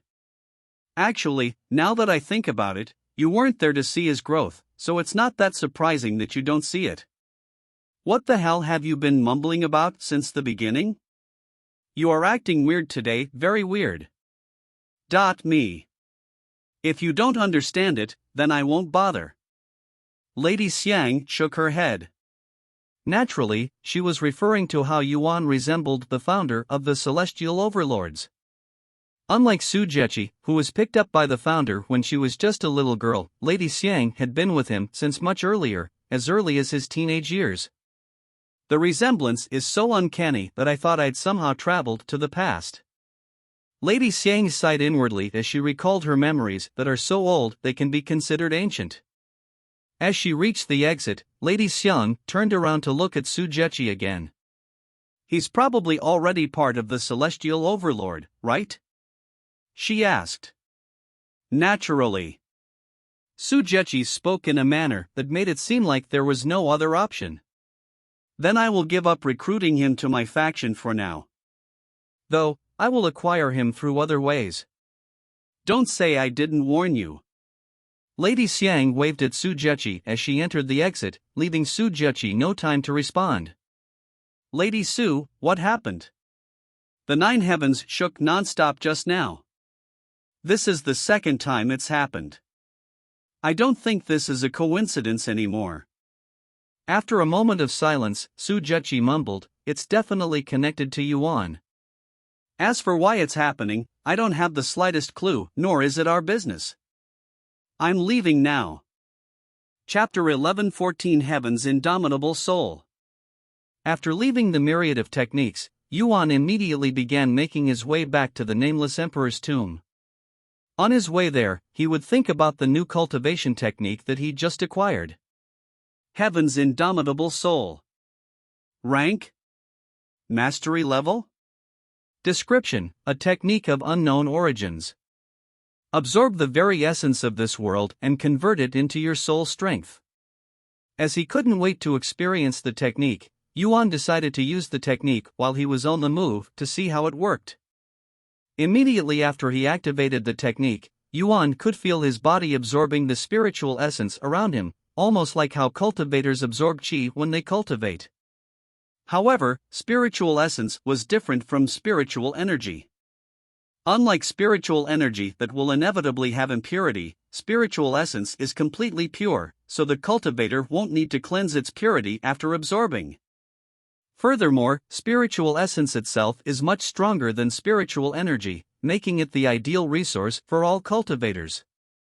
However, one does not simply cultivate spiritual essence normally. Me.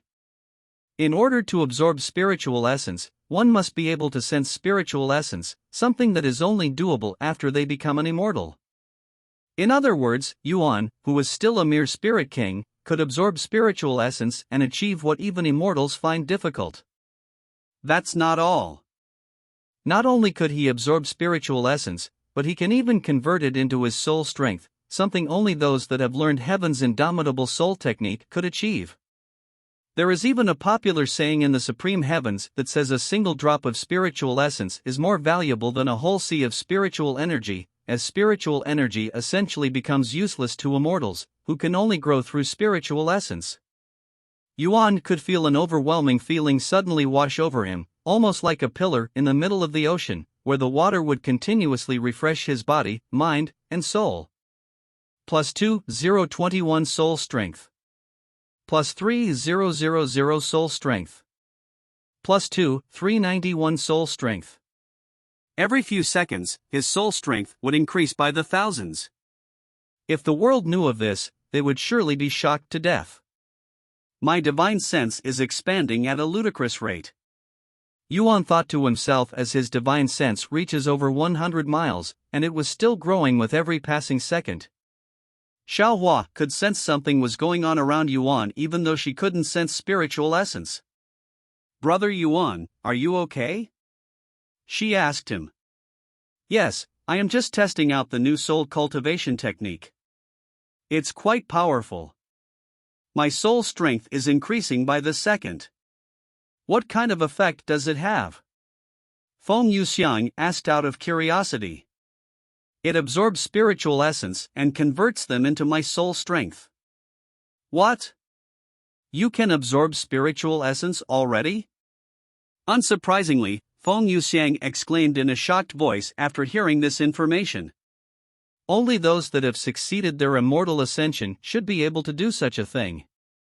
Out of everything Yuan has done up to this point, his ability to absorb spiritual essence as a mere spirit king was the most shocking by far, not to mention that he could even convert it into soul strength.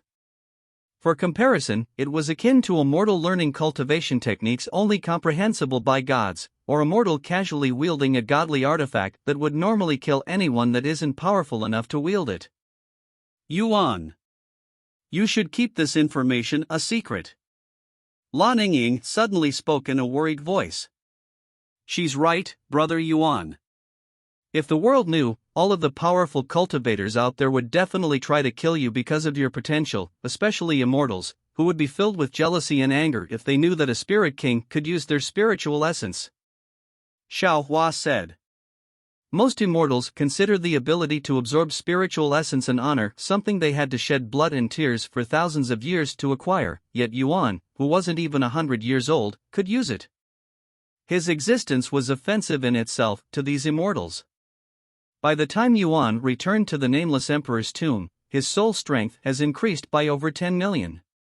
To put into perspective how much that is, even spirit sovereigns wouldn't have a third of that. At his level, his divine sense could cover over 1,000 miles with ease, and he could even keep it active for weeks without any breaks. In fact, even if they had a powerful soul cultivation technique, it would take most cultivators over 100 years to amass 10 million soul strength, something Yuan achieved in a few mere hours. It's been a week since the Nameless Emperor's tomb opened, but it's still as crowded as the first day. Yuan thought to himself as he was surrounded by people. And because there were so many people, the entrance was blocked by the Ji family, as they were controlling the amount of people entering at a time. If you wish to enter the Nameless Emperor's tomb as a rogue cultivator, you must pay a fee of 1,000 spirit stones. These words were written on a large banner that hung above the tomb. The hell? We have to pay to enter? And 1,000 spirit stones. That seems a bit too excessive. Yuan was speechless. This is how they keep the tomb from being overflowing with people. Though, this will only apply to rogue cultivators. All disciples and members of big families will still be allowed to enter for free, and since you're a spirit king, you should also be able to enter without needing to pay," Feng Yuxiang said. Sometime later, Yuan approached the entrance while wearing the Jade Sword Manor's guest robe. When the Ji family saw his clothes and sensed that he was a peak spirit king, they allowed him to enter the tomb without any troubles. "Best of luck to you, senior." The members of the Ji family mistook Yuan as a senior who was disguised as a young man due to his cultivation base. Yuan didn't bother trying to correct them and proceeded towards the portal, stepping inside the Nameless Emperor's tomb a moment later. Chapter 11:15 Entering Nameless Emperor's Tomb. Upon entering the Nameless Emperor's tomb, Yuan was teleported to a vast green plain that was filled with hills and healthy tall grass. The first thing Yuan noticed was the oddity in the air, as it felt denser than what he was used to, and even the gravity there felt heavier than usual. Most of the spiritual energy in this world is created by the Nameless Emperor, so what you're feeling right now is that," Feng Yuxiang said when she noticed his expression. "What are your plans now?" After a moment of silence, he spoke. "As planned, I will meet up with Tian Yenyu to make sure she's doing okay and see if she needs any assistance, then I will explore this nameless plain for a bit before diving deeper." The majority of the outer area within the tomb was known as the Nameless Plain, and as its name suggests, it was a massive plain that is filled with powerful magical beasts, fortunes, and opportunity. Yuan closed his eyes and took a moment to recall the map of the nameless emperor's tomb that he'd memorized within the Jade Sword Manor. Once he found the direction to the nameless stone warrior, Yuan immediately took to the blue sky and began flying towards that direction.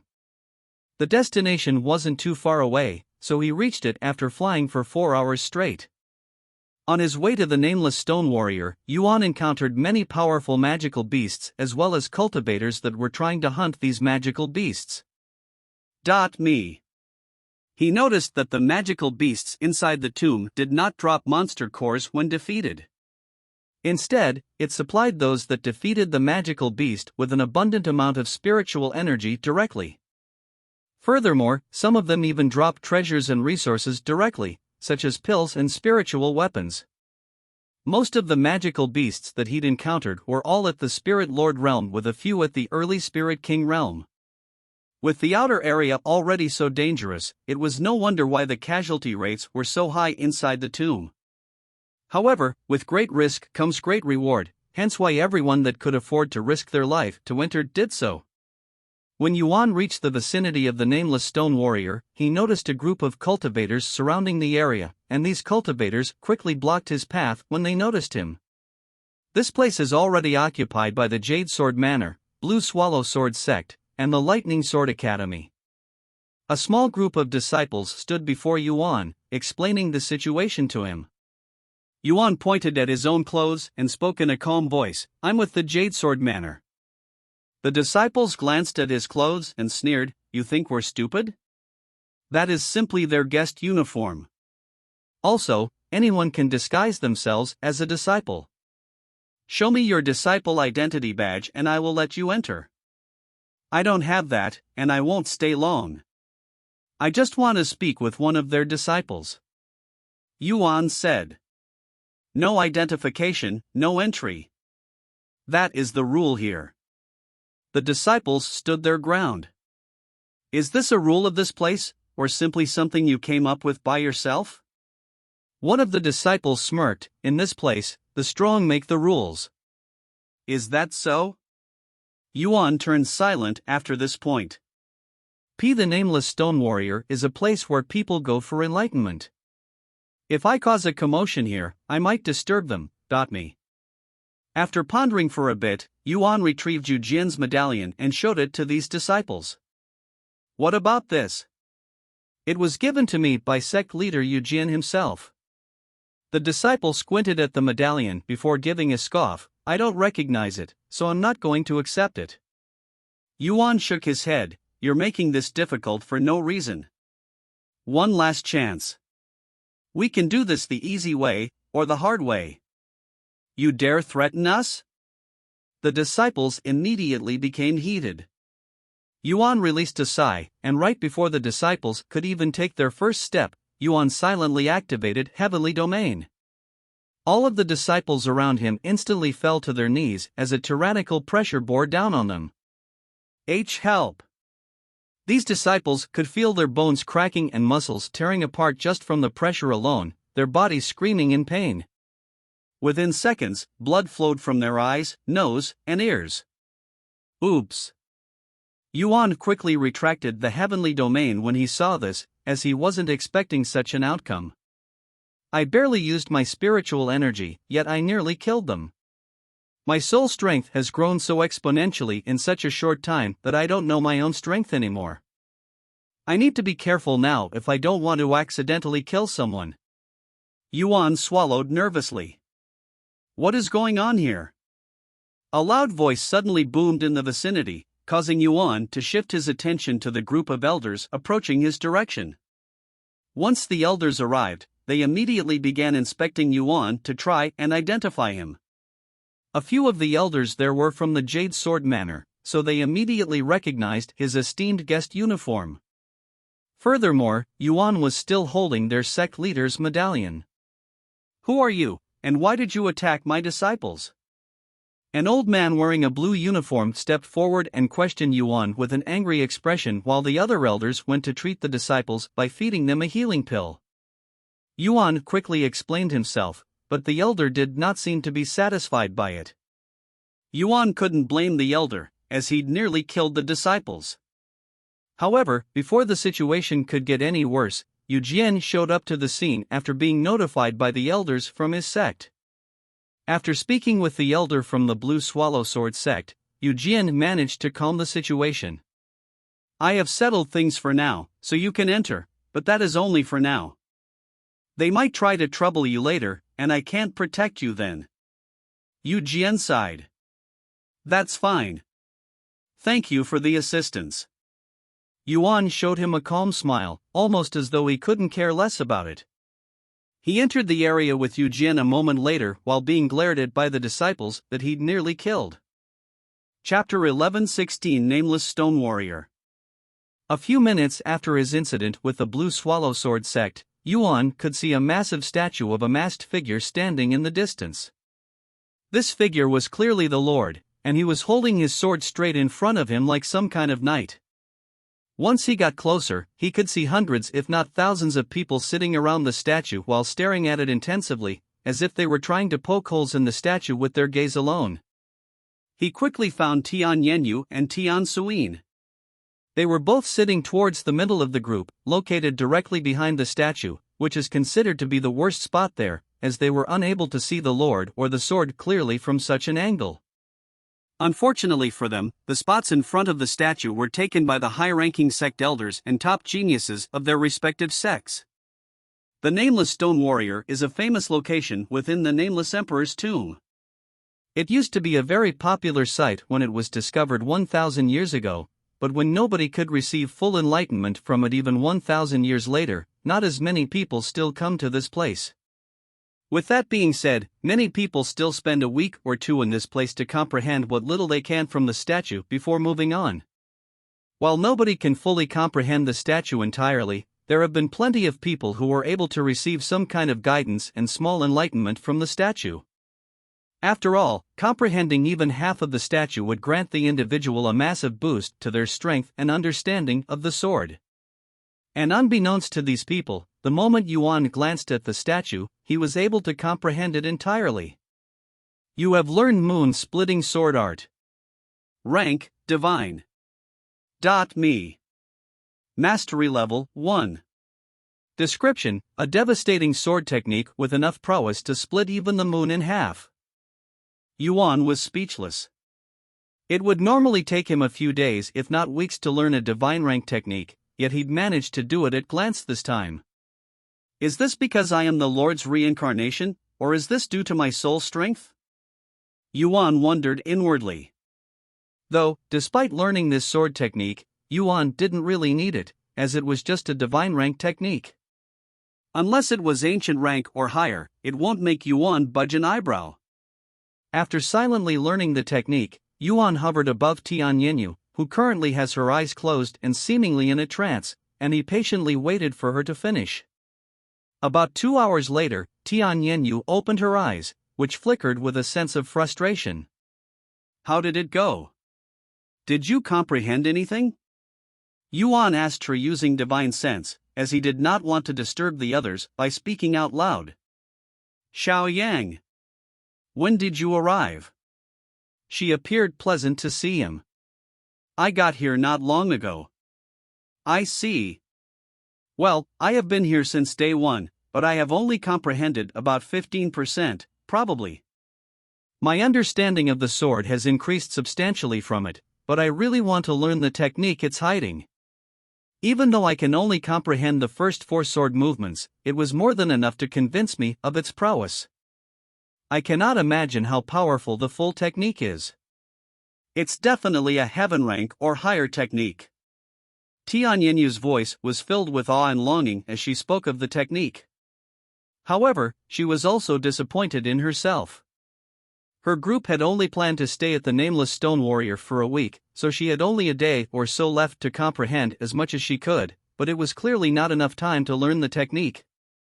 Furthermore, even if she was given 100 years to comprehend the technique, there was no guarantee that she could fully comprehend the technique. After a moment of silence, Yuan suddenly asked her, "If you really want to learn this technique, shall I teach it to you?" I managed to fully comprehend it, so I can just directly teach you the technique. You what? Tianyin's shocked and no doubt deafening voice suddenly boomed in the area that had been completely silent for the past 6 days, startling everyone there. A few people there even puked out blood after their enlightenment had been interrupted by Tianyin's sudden outburst. Who the fuck shouted just now? How dare you? I was in the middle of enlightenment. Now it's all ruined. Fucking fuck. I was also very close to enlightenment as well. Identify yourself, you bastard. Let me fucking kill you. Everybody there started cursing out loud. To nobody's surprise, Tianyin's accidental outburst had caused a huge commotion. Shit. Tianyinu began sweating profusely when everybody there learned that it was her who screamed and disturbed their peace, their gazes so sharp it could kill. You idiot. Tiansuin was shaking her head while rubbing her eyes at Tianyinu, as she instantly understood the gravity of the situation.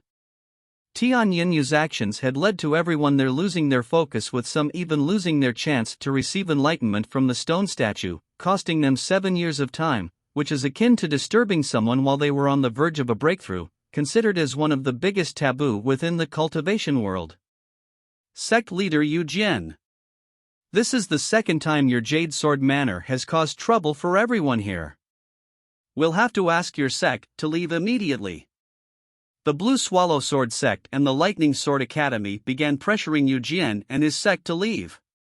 However, some people there were not satisfied with just this punishment, especially those that had their enlightenment interrupted. That bitch who just shouted needs to be punished separately. She nearly crippled some of us just now, so it would only be fair if we did the same to her. Yeah. Cripple her cultivation. Tianyinyu turned to look at Yuan, her only hope, with despair on her face. Yuan sighed, it hasn't even been half a day since I entered the tomb and I've already encountered 2 incidents. The future's looking bleak. Sometime later, Yuan's voice boomed, everyone, please calm down. He mixed his spiritual energy in the voice, causing it to ring in everyone's head, making it impossible to ignore or miss. The chaos halted for a moment as everyone there shifted their gaze from Tianyinyu to Yuan. I would like to apologize on behalf of my friend, as I am somewhat responsible for her outburst. I also understand your anger and frustration, so I am willing to teach everyone here the complete technique of this stone statue as compensation. What do you say? Yuan's words kept the place dead silent for many moments, as nobody there dared to believe their ears just now. In order to have the complete technique of the nameless stone warrior, one must have fully comprehended it, something that hasn't been done since its discovery 1,000 years ago, so it was natural for the people there to doubt Yuan's words. Knowing this, Yuan acted swiftly and retrieved his sword. Then, he began moving according to the movements he'd comprehended from the nameless stone warrior in front of his audience, leaving everyone there speechless. Chapter 11:17 Moon-Splitting Sword Art.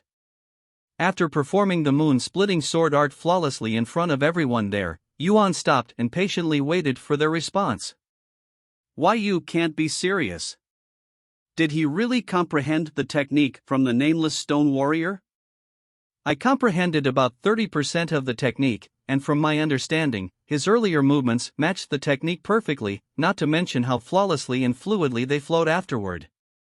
Although nobody there could confirm whether Yuan had truly performed the real technique from the nameless stone warrior, nobody there doubted him, as his performance was just that perfect and convincing. Moon-splitting sword art. Yuan spoke in a calm voice that sounded as clear as thunder. That is the name of the technique left behind by this nameless stone warrior. It is a divine rank technique. Countless eyes widened with shock after learning about the technique's rank. Forget about divine rank techniques, even heaven rank techniques are still considered very valuable in the third heaven, so only top sects and families like the 7 legacy families would have divine rank techniques, yet Yuan was willing to teach everyone there such a valuable technique as compensation? It was almost too good to be true. This must be what they call a blessing in disguise. Those that had their enlightenment interrupted by Tian Yenyu and nearly became crippled no longer blamed Tian Yenyu. In fact, they even praised her for giving them this opportunity. Yuan's voice resounded again a moment later. I will display this technique 2 more times for a total of 3 times. Whether you can learn it or not is entirely up to you. If you have any problem with my friend's mistake just now after I share this technique, I will have other ways of dealing with it. Do I make myself clear? Me. Although Yuan's voice sounded calm and gentle, it was actually filled with hidden killing intent. This bastard. Now that I look at him closely, he's a peak spirit king. Is his young appearance just a disguise, or is he truly that talented? Makes sense, considering that he'd managed to comprehend this nameless stone warrior when nobody else could for over 1,000 years. Yuan started executing the moon-splitting sword art for the second time a few moments later. When that happened, all of the cultivators there sealed their mouths, cleared their mind, widened their eyes, and even refused to blink to make sure they didn't miss a single detail. Once he finished performing the moon-splitting sword art, Yuan proceeded to stand there for half an hour without moving a muscle, allowing the cultivators there to do their thing. Are you sure you should be doing this, young master? Feng Yuxiang asked him while they waited. What's the problem? Well, first of all, you're giving away a high-grade divine rank technique for free. Even worse, most if not all of them are not qualified to even learn this technique. What if the legacy tomb decides to punish you? Feng Yuxiang expressed her worries. Yuan smiled. What's wrong with sharing something that is mine to begin with? It's just a divine rank technique. Also, I truly feel guilty for what happened to them today, not to mention the disciples that I nearly killed by accident.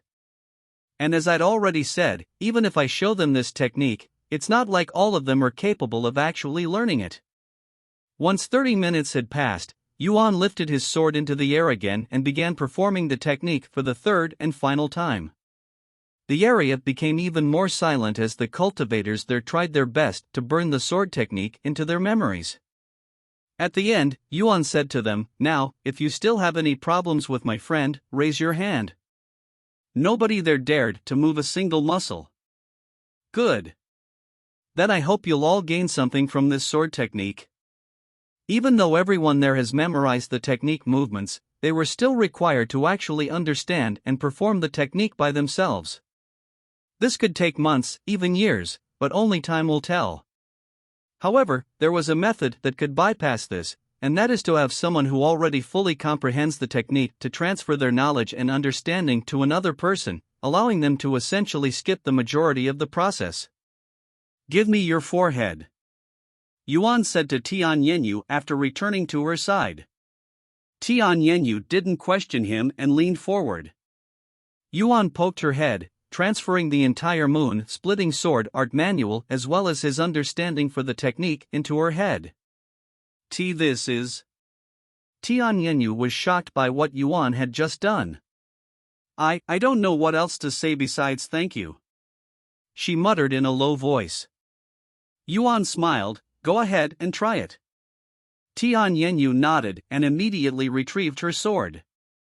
She closed her eyes and began moving her body a moment later, performing the moon-splitting sword art with seemingly no effort.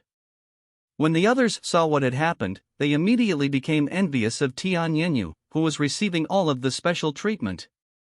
This lucky bitch gets to skip the most tedious part all because she has a powerful sugar daddy. Damn it! Why don't I have a handsome young man spoon-feeding me techniques as well? Although I'm not as pretty as her, I am not that far behind.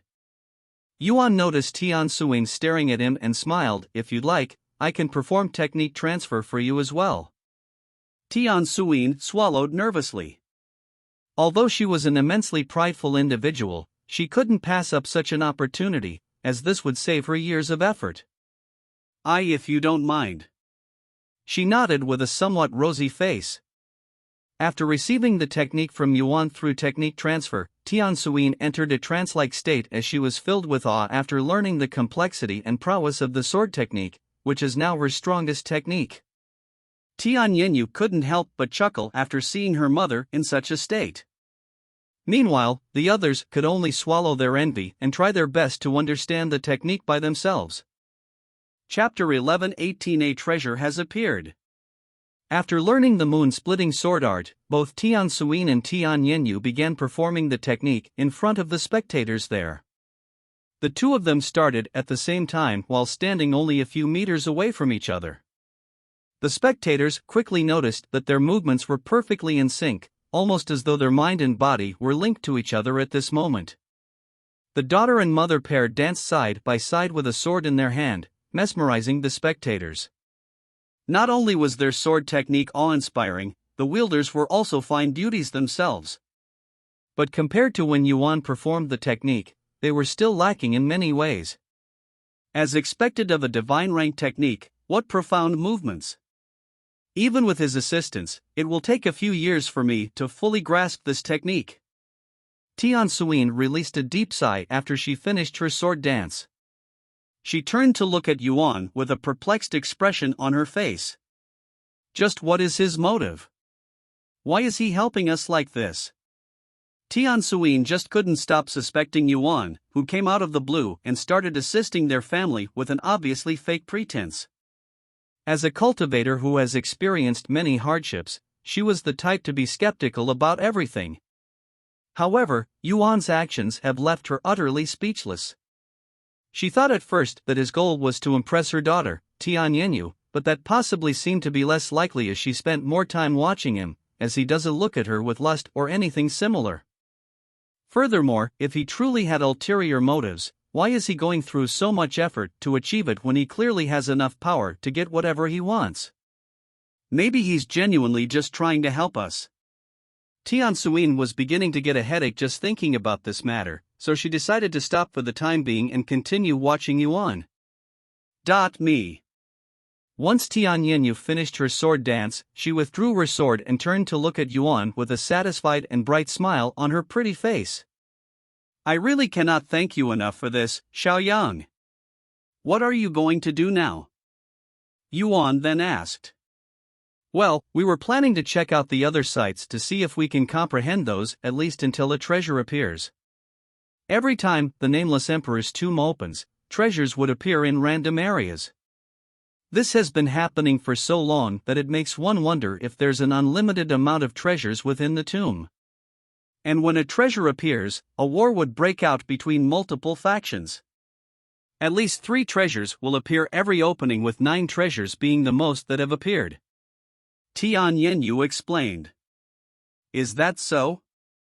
Just as Yuan opened his mouth, someone there shouted, "A treasure has appeared." Everybody there turned to look at the person who just spoke while the sect leaders and elders went to gather more information. Where is the treasure? When did it appear? What kind of treasure is it? The man quickly answered their questions. A sword treasure appeared near the Stone Sword Valley around 4 hours ago, and it's at least divine grade. Divine grade sword. This is going to cause a bloodbath, and it's even the very first treasure this year. Tian Yenyu sucked in a cold breath of air after hearing this information. Let's go. We must get there before it's too late. The sect leader of the Blue Swallow Sword sect shouted at his disciples, and without any hesitation, they all flew towards the south. The Lightning Sword Academy quickly followed. Let's also go. Even though there's a good chance that we won't get it, we must try. Sect leader Yu Jian said to his disciples. What are you going to do, Xiaoyang? Tian Yenyu asked him. I will come along with you for this one. Great. Thus, Yuan followed the Jade Sword Manor to the Stone Sword Valley, which took them just a little under 3 days to arrive.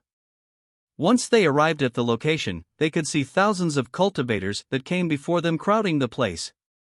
The Stone Sword Valley is a vast land that had countless stone swords of various sizes stabbed into the ground, making it seem as though it was a graveyard for swords. And hovering a few hundred meters in the air within the Stone Sword Valley was a beautiful sword with a red blade. However, this blade was protected by some kind of aura, making it impossible for anyone there to acquire it yet. In the Nameless Emperor's tomb, the saying "first come first served" doesn't exist. When a treasure appears, it will be in this unobtainable state for anywhere between 3 to 7 days, allowing everyone the chance to acquire it, hence why the Jade Sword Manor and many other sects bothered to travel to this area despite the time it took them to arrive. What a beautiful sword! Tian Yinyu mumbled in a dazed voice as her eyes were glued to the sword in the air. Do you want it? Yuan asked with a mysterious smile on his face. She turned to look at him with a smile. You make it sound like it's an easy thing to do. Yuan swept the entire place with his divine sense before speaking in a confident voice. Well, nobody here can stop me if I want to get it. Are you serious? Tian Yinyu's eyes widened. There were thousands of powerful cultivators there with multiple spirit kings. Even the silent rippers wouldn't be able to last a minute if they had to go against everyone there. I have no need for the sword, but if you want it, just say the word and I will get it for you. Okay. Tian Yinyu nodded with a slightly rosy face.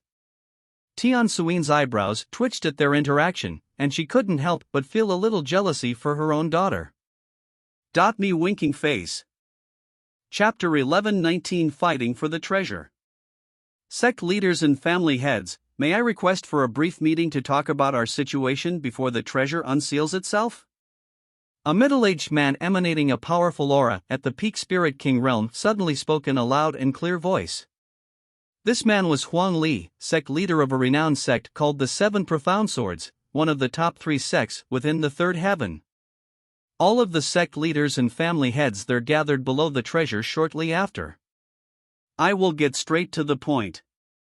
Huang Li spoke a moment later with a solemn expression on his face. This treasure will, without a doubt, cause a great deal of trouble for all of us, so I have a suggestion that will reduce the bloodshed. Each sect and family here will have 3 members randomly picked to fight for the treasure in a tournament-style manner. No matter if they are a spirit lord or spirit king, disciple or elder, everyone will have a chance to be picked. What do you think? Although it has many flaws, it is better than a full-out war this early in the tomb, am I right? If you refuse to participate in this, those who have come to an agreement will work together to deal with them before getting the treasure. I already have sect leader Ming and sect leader Zhong's agreement, as well as the Li family and Gu family's agreement. The sect leaders and family heads immediately began pondering. Sect leader Ming's sect is ranked 7 while sect leader Zhong's sect is ranked 4th. The Li family and the Gu family are from the 7 legacy families. If we include sect leader Huang Li's ranked 3rd sect, they had a very good chance of eliminating everyone there if they worked together. When a treasure appears like this, it is very common for the people there to come up with different solutions to reduce the bloodshed, especially when many strong parties are involved. After sharing their opinions with each other for several minutes, all of the sect leaders and families there agreed to Huang Li's suggestion. If you are a rogue cultivator, you may also participate in the tournament, but you are not allowed to work with other rogue cultivators. If you have any questions, you have 5 minutes to voice them. Huang Li said as he glared at the rogue cultivators there with a disdainful look in his gaze. The rogue cultivators there were not happy about Huang Li's suggestion that was settled without even including them in the discussion, but there was nothing they could do, as they did not have the power to defy the rules set by those far stronger than them. I have a question. Are the chosen allowed to forfeit the match? I cannot imagine forcing a young disciple to fight any of the seniors here. Yu Jian asked. Huang Li nodded. Of course, you are allowed to forfeit, but you may only do so before you enter the stage. The matches will also be randomized, so you won't know who your opponent is until you enter the stage. Furthermore, we are not allowed to pick the participants, so everyone that is present here can be chosen to fight, regardless if they are a disciple or sect leader. If you cannot accept this rule, you may sit out. What about those that arrive after the participants are chosen? Another person asked. They won't be allowed to participate. If they dare to intervene, we will all work together to get rid of them. Half an hour later, once all of the sect leaders and family heads spoke to their respective people, everyone there agreed to Huang Li's suggestion. Then I will now begin the selection. Huang Li retrieved a talisman and showed it to everyone there. This treasure will randomly pick 3 people within a certain group. I will allow any sect leader and family head to inspect this treasure beforehand to make sure there is no foul play here. Yu Jian and others began taking their turn inspecting the talisman. When they found nothing wrong with it, Huang Li began the selection process.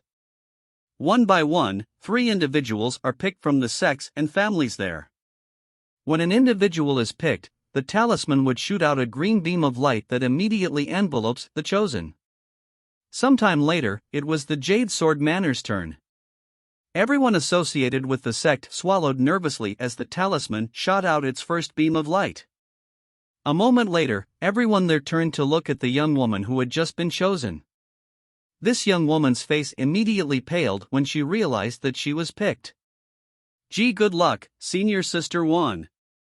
Disciple Wan Ning was a core disciple of the Jade Sword Manor, and she was a 7th level spirit lord. Although she is considered a top talent in her sect, ranking top 5 amongst all core disciples, she was akin to an ant in this small tournament, where multiple Spirit King had been chosen to fight. And before the Jade Sword Manor could even despair, the talisman already picked the second participant amongst their group. As sect leader. It picked sect leader. The disciples rejoiced when Yu Jian had been chosen to participate. However, Yu Jian himself did not celebrate, at least not until their 3rd fighter was chosen. A few seconds later, the talisman picked the 3rd and final fighter from the Jade Sword Manor. When the light was released by the talisman, Yuan followed the light with his gaze. Eventually, he turned his head to look at the beautiful young lady standing beside him with raised eyebrows. Yu Jian could only sigh in silence after seeing the results.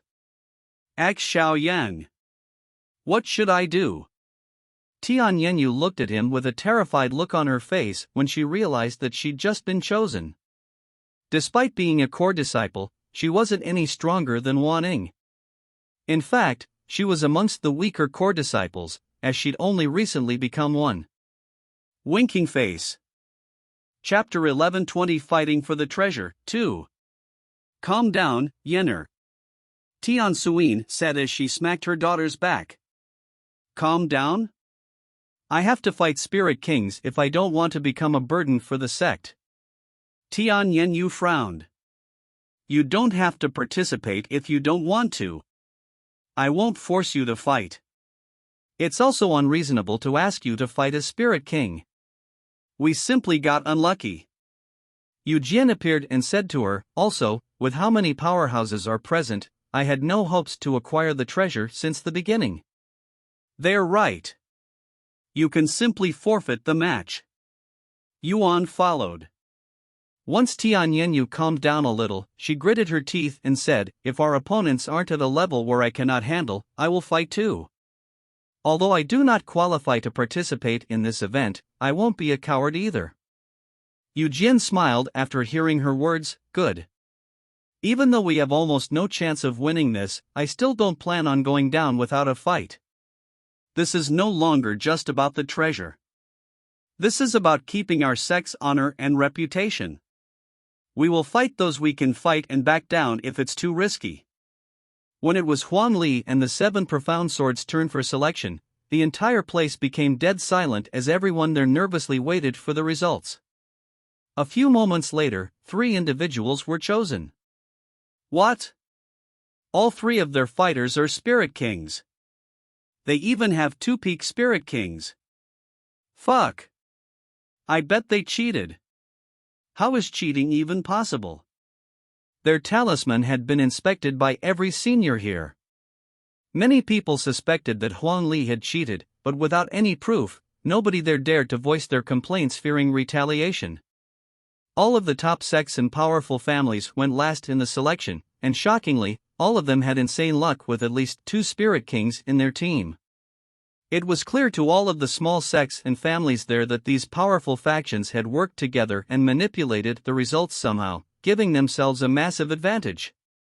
Those shameless old bastards never intended on giving us a chance. Yu Jian gritted his teeth in anger after seeing the results.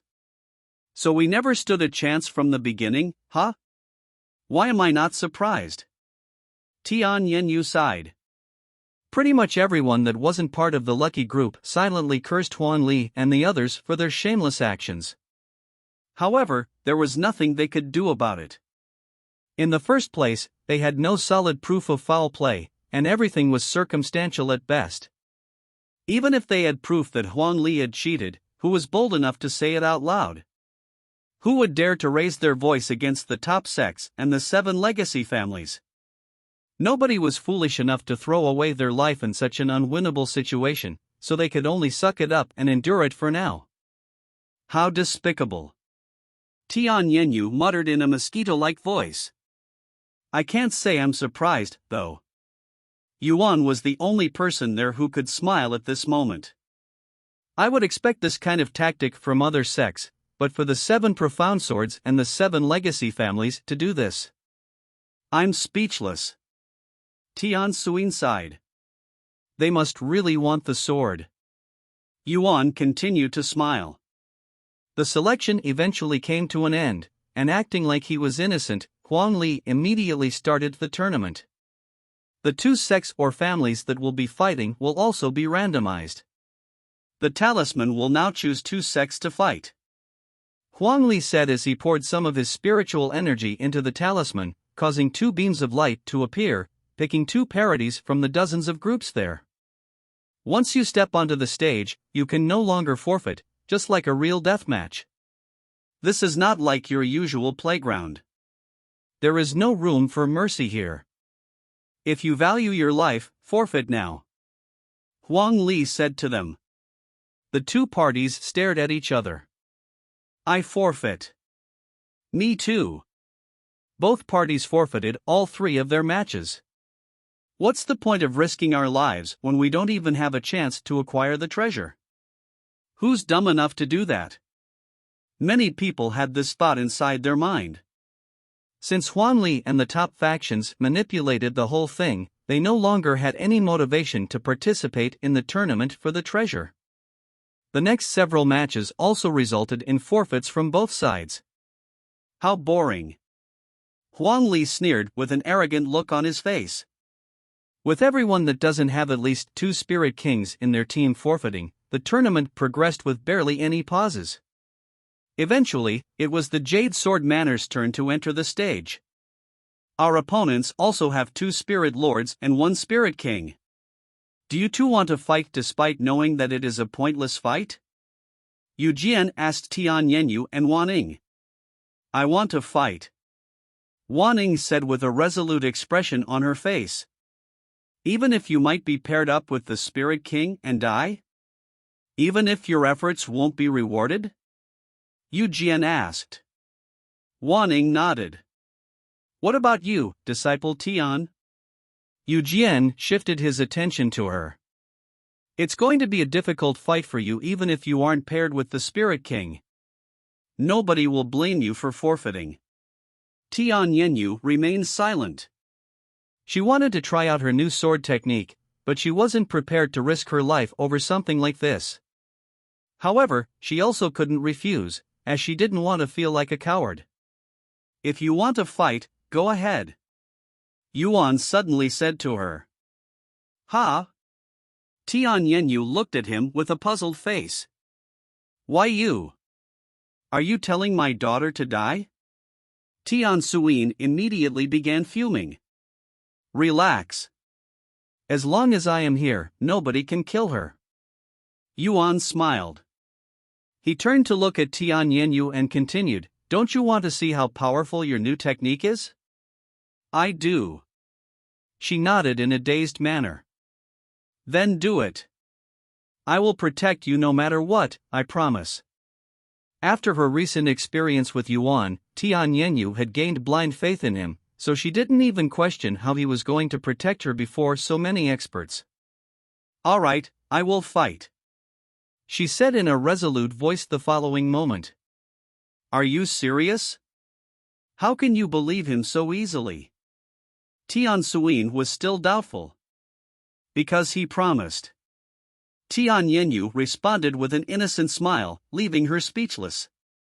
And before Tian Suin could say anything else, Tian Yenyu approached the stage. I'm sorry, Yu Jian said to Tian Suyin before going after Tian Yenyu.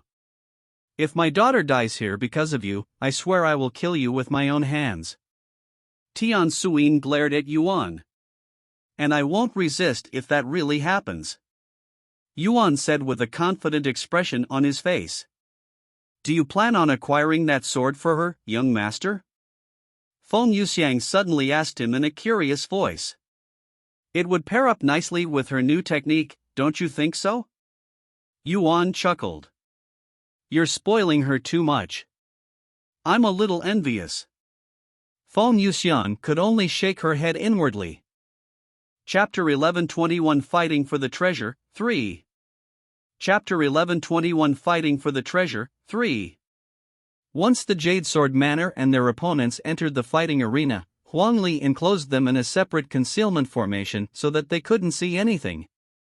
Shortly after they entered the formation, Huang Li's talisman released a beam of light that shone into the formation, enveloping whoever it was pointing at with a slight glow. However, nobody but the 3 people inside the formation knew who was chosen. You have 10 seconds to decide whether you want to fight or forfeit. Remember, you will forfeit your chance to surrender once you exit the formation and enter the stage. Huang Li's voice resounded in their ears. Sect leader, I will fight. Disciple Wan Ying said with a resolute expression on her face as her body was enveloped in a faint light. Yu Jian nodded his head with a serious face, good luck. I will be back soon. After bowing to him, Disciple Wan Ying left the formation and came face to face with her opponent. Thank the heavens my opponent is not their spirit king. Disciple Wan Ying sighed in relief inwardly after seeing her opponent, who was only a single level above her. Her opponent also did the same. As you've already seen many times by now, the fight will begin when the talisman activates, and it will not end until there is only one of you left standing. Huang Li said to them in a nonchalant voice, almost as though he couldn't care less about their insignificant life. The 2 fighters took a moment to prepare themselves. A few seconds later, the talisman hovering above the arena suddenly shone brightly, signaling the start of the fight. Whoosh! Both fighters immediately rushed at each other while using their respective techniques. Their swords and spiritual energy clashed, causing a powerful ripple to sweep the place.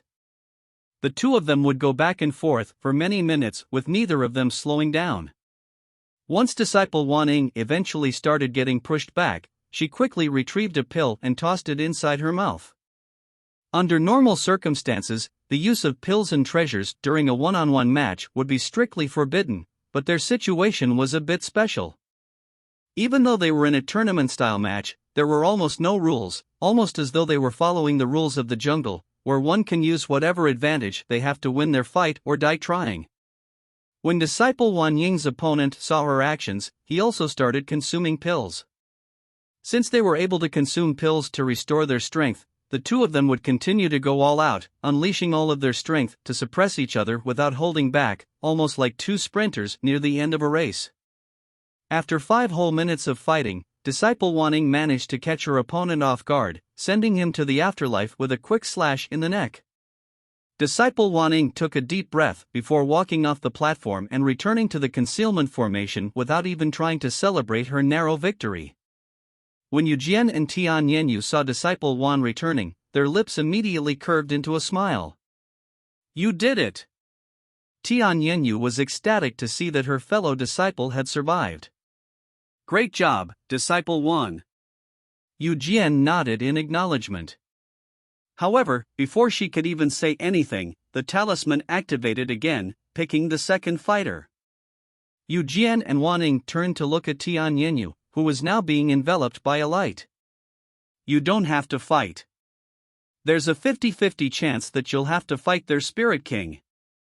It's too risky. Yu Jian sighed out loud. But to his surprise, Tian Yenyu shook her head and said, no matter who may be my opponent, I still want to fight. Why would you do something so brave yet foolish? Unlike Disciple Wan, you only recently became a core disciple. You will have a hard time defeating their spirit lord, much less their spirit king. Yu Jian frowned. Tian Yenyu responded with a gentle smile on her face, because nothing will happen to me. He promised. And without waiting for a response, as her time limit was reaching its end, Tian Yenyu stepped outside of the formation to face her opponent. Tian Yenyu's eyebrows twitched when she saw a middle-aged man standing on the opposite side of the stage, and he was emanating the aura of a peak spirit king. Looks like I had picked the short end of the straw. She sighed inwardly. That idiot. Tian Suyin cursed in a low voice when she saw her own daughter entering the stage. Why didn't she just forfeit? Don't expect me to go easy on you just because you're a junior. The Spirit King on the stage said as he glared at Tian Yenyu. I wasn't counting on you two, anyway. After putting on a brave expression, Tian Yenyu retrieved her sword. I only have one chance to defeat him. At the beginning of the fight, when he least expects it. She had already planned on going all out straight from the beginning. After all, she wouldn't even last a minute against a peak spirit king. The moment the talisman shone, Tian Yenyu used her movement technique to close their distance before activating her new technique, moon-splitting sword art. Perhaps it was due to his arrogance, but the Spirit King didn't move and only quietly watched as Tian Yenyu unleashed her technique.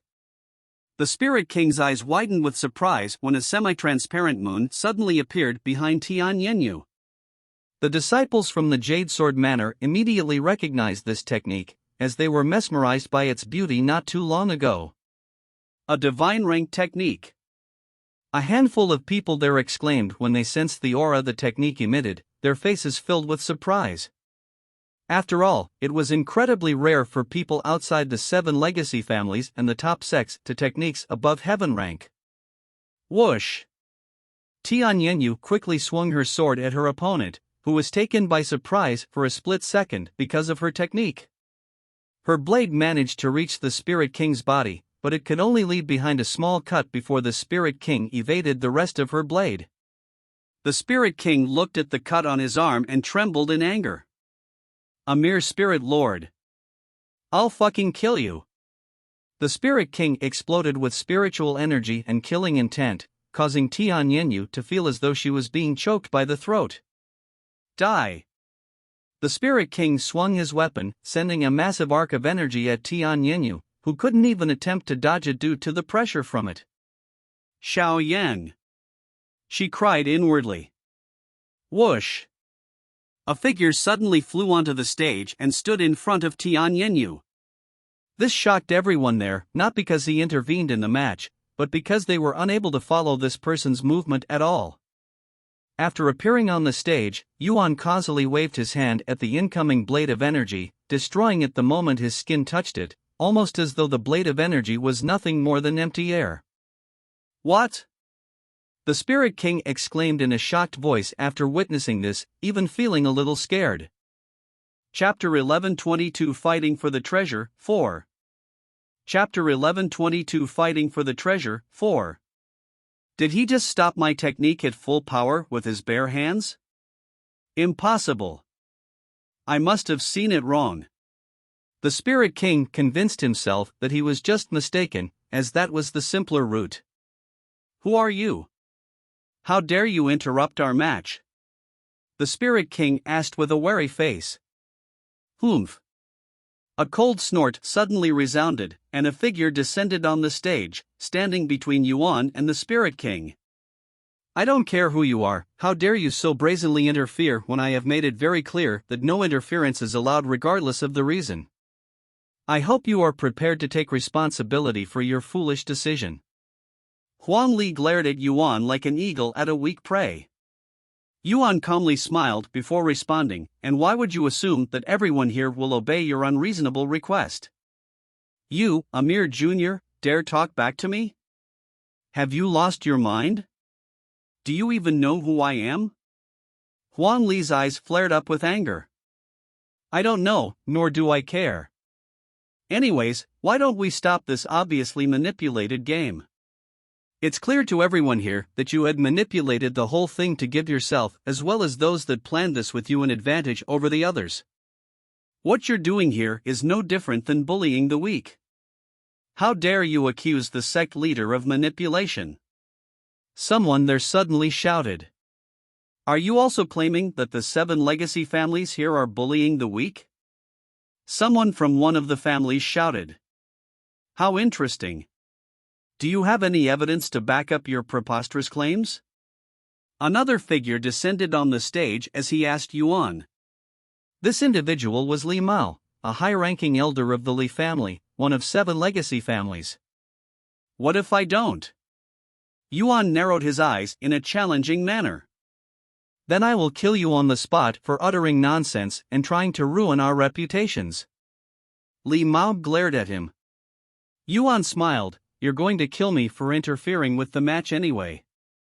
Damn right. Huang Li muttered right as he appeared beside Yuan while swinging down his sword. Without moving for his spot, Yuan lifted his arm in a casual manner, and he would catch the incoming sword with nothing but 2 fingers the following moment. Wah! This shocked everyone there, especially Huang Li. Even though he didn't exert all of his strength, it was still strong enough to kill anyone below the 5th level of Spirit King with ease, yet some unknown junior had managed to catch it with his bare hands. Yuan turned to look at the shocked Huang Li and spoke in a nonchalant voice. Unlike you, I don't want unnecessary bloodshed, so I will give you a chance to back down before things get. However, before Yuan could even finish his sentence, another sword was already flying at him from his blind spot. Yuan knew about the second attack, but he didn't do anything about it and allowed this person to slice his neck. My heavens! The person who attempted to sneak attack Yuan was left speechless when his sword was stopped at his target's neck, but there didn't appear to be anything blocking the sword. Yuan, still with a sword pressing against his neck, turned to look at Li Mao's terrified face and spoke. I hope you understand the difference in our strength and not do anything. Once again, before he could finish his sentence, another figure descended upon him. This time, it was a middle-aged man wearing the Gu family's uniform, and he was also using a sword technique. Roaring Blade. The strength of a peak spirit king using a heaven-rank sword technique descended upon Yuan's defenseless figure. At least let me finish my sentences. Yuan's eyes suddenly flickered golden for half a second before returning to normal. Thud. The middle-aged man suddenly stopped his attack midair and collapsed on the floor while his sword bounced away. Seeing this, both Huang Li and Li Mao instinctively jumped back, landing beside the unconscious body on the stage. What did you just do to him? Huang Li roared at Yuan. He must have used a spiritual technique. Li Mao gritted his teeth. Don't worry, he's not dead, at least not yet. Yuan said. Since you care so much about this event, let's do it like this instead. Starting from now, anyone here can challenge me to a match, and if they win, they will get to take the treasure above. If nobody can defeat me before the treasure is unsealed, I will take it for myself. Of course, to make this fair, I will allow you to team up. I won't mind even if everyone here attacks me at once. However, after a brief pause, an immense pressure that trampled on the people and their spirits appeared out of thin air. If you decide to fight me, you will forfeit your life.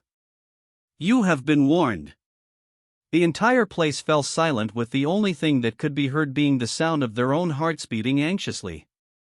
Who are you? Huang Li muttered in a low voice after a long moment of silence.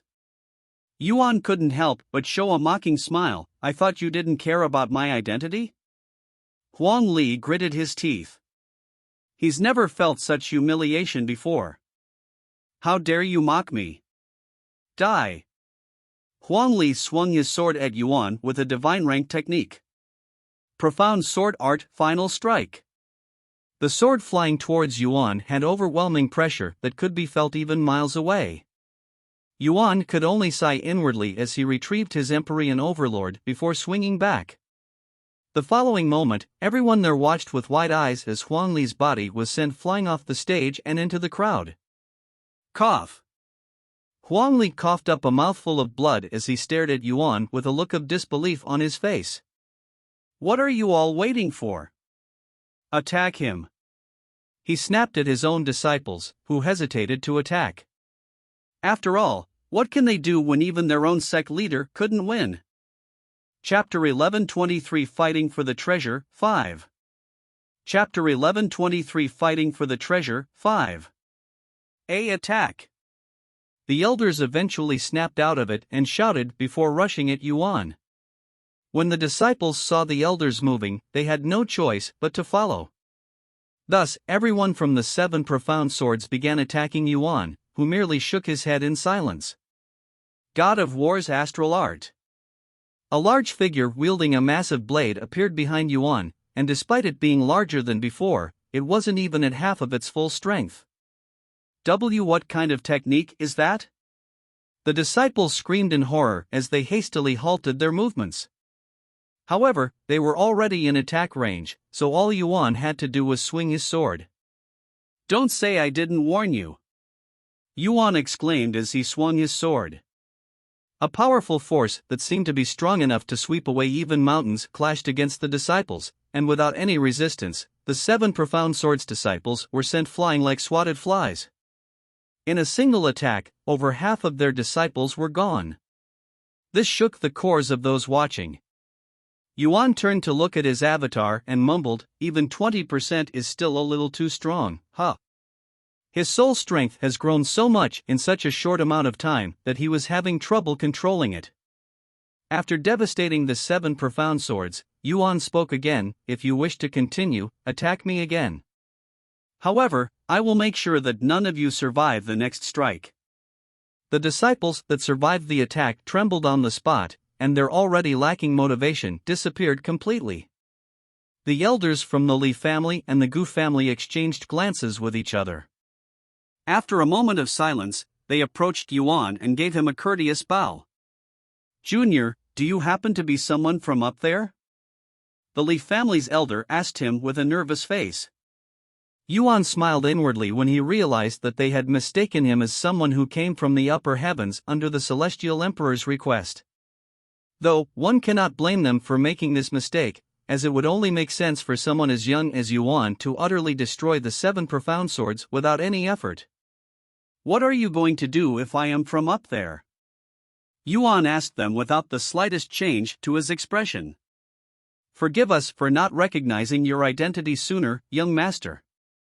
The Gu family will no longer participate in this event. If you wish, we can even assist you in securing the treasure."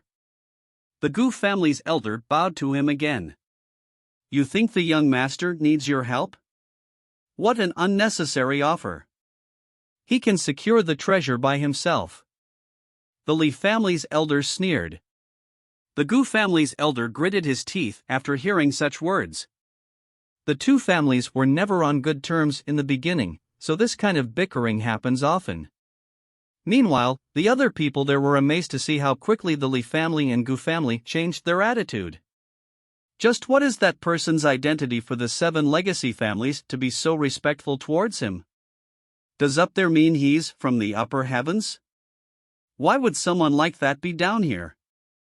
Although it's not common nowadays, people from the upper heavens used to come down here regularly solely to explore the nameless emperor's tomb.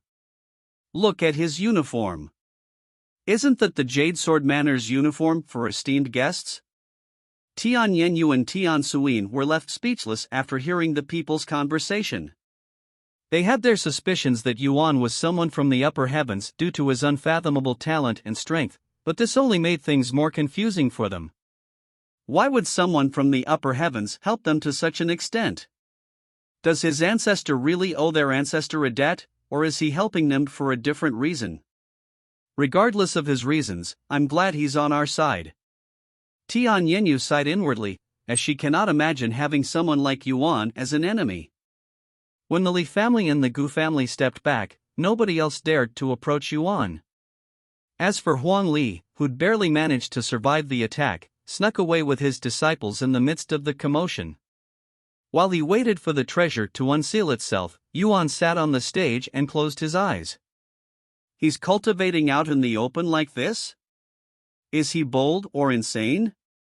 Even if he's powerful, to act so defenseless before so many people. What a mad lad. Arrogant bastard. Despite Yuan cultivating out in the open, nobody there actually dared to attack him. About 2 hours later, news of another treasure appearing not far away began spreading, and those at Yuan's location immediately scrambled to the new location for obvious reasons. Shortly after the news reached their location, everyone including the Jade Sword Manor left the scene, leaving Yuan alone with the treasure, which is unheard of within the nameless emperor's tomb. Why didn't you leave with your sect? Yuan stopped his cultivation to ask Tian Yenyu, who'd stayed behind even after her sect left to fight for the next treasure. I just didn't want to leave you alone, she calmly said. How about you? Yuan turned to look at Tian Suyin, who also stayed behind for whatever reason. You think I'm going to leave my daughter alone with someone as suspicious as you? She sneered. Yuan merely smiled at her remarks. By the way, can I ask you a question? Tian Yenyu suddenly asked. Sure. Are you really from up there? She asked him with a somewhat nervous expression. You mean the upper heavens? Nope. What? But you. I know. I lied. He shrugged. Tian Yenyu was speechless. I'm glad they didn't question you further. Suddenly, the treasure in the air began pulsating with powerful ripples. Does this mean it's unsealing? Yuan asked. Yes. The very next moment, the barrier protecting the sword shattered, and the sword began descending towards the ground. However, Yuan didn't move even after the sword was lying on the ground. What are you waiting for? Tian Suyin asked him with raised eyebrows. I have no use for it. You can have it, he calmly said, causing her eyes to widen with shock. Chapter 1124 Nine Swords Trial. Chapter 1124 Nine Swords Trial. Surely, you're jesting with us. Tian Yenyu mumbled in a trembling voice. No, not at all. Take it. I have no need for a divine-grade sword since I already have a much better one. Yuan calmly shook his head. After a moment of silence, Tian Suyin spoke with a deep frown on her face. Okay, what do you want from us? What do you mean? Are you telling me that you're going to hand over a divine-grade treasure for free? I don't believe it. Sounds too good to be true. Yuan shrugged. Then I will leave it there and whoever is lucky enough will get it. When she heard such words, Tian Suyin immediately rushed to pick up the sword before throwing it into her spatial ring.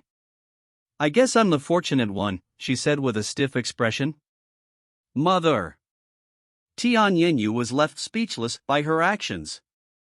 What are you looking at? He's the one who said he'd leave it there for anyone to pick up. Since you want it that badly, you can have it. Yuan smiled. Tian Suyin cleared her throat but didn't say anything. I'm glad I stayed behind. She smiled inwardly. What are you going to do now? Tian Yenyu asked him. Are you going to participate in the next treasure hunt as well? No, I came here mostly just to make sure you were fine. Now that's done, I think I am going to do some exploring myself. I see. Tian Yenyu pondered for a brief second before opening her mouth again. Do you mind if I followed you for a little? Yan Yu. You don't even know what kind of dangerous place he's going to. You're just going to be a burden. Tian Suyin quickly rejected her request. I know, which is why I will only follow him until he leaves the outer area. The nameless emperor's tomb is split into 3 sections by the people, the outer area where it's the least dangerous, the inner area where only geniuses dare to enter, last but not least, the core area, a hellish area where most people that enter will never return. If it's just the outer area. Tian Suyin felt a little more at ease after hearing this. Furthermore, she wasn't completely opposed to following Yuan, as he was definitely powerful enough to protect them, even doing a much better job than the entirety of the Jade Sword Manor by himself. Yuan began wandering the nameless emperor's tomb shortly after, while Tian Yenyu and Tian Suyin followed him from behind. There are actually a few places that I want to visit. In no particular order: the Sword Temple, 9 Swords Trial, and the Sword Pagoda. Yuan mumbled out loud as they moved. I'd been to the Sword Pagoda once, but I was only able to make it to the 3rd floor before getting kicked out. Tian Suyin sighed as she recalled her memories. What's the Sword Pagoda, again? I know I heard it before. Tian Yenyu asked. The Sword Pagoda is a place where you must climb 7 floors by defeating the opponent on each floor. The higher floor you reach, the greater the reward. However, this place is immensely difficult. The highest anyone has ever climbed is only 5 floors.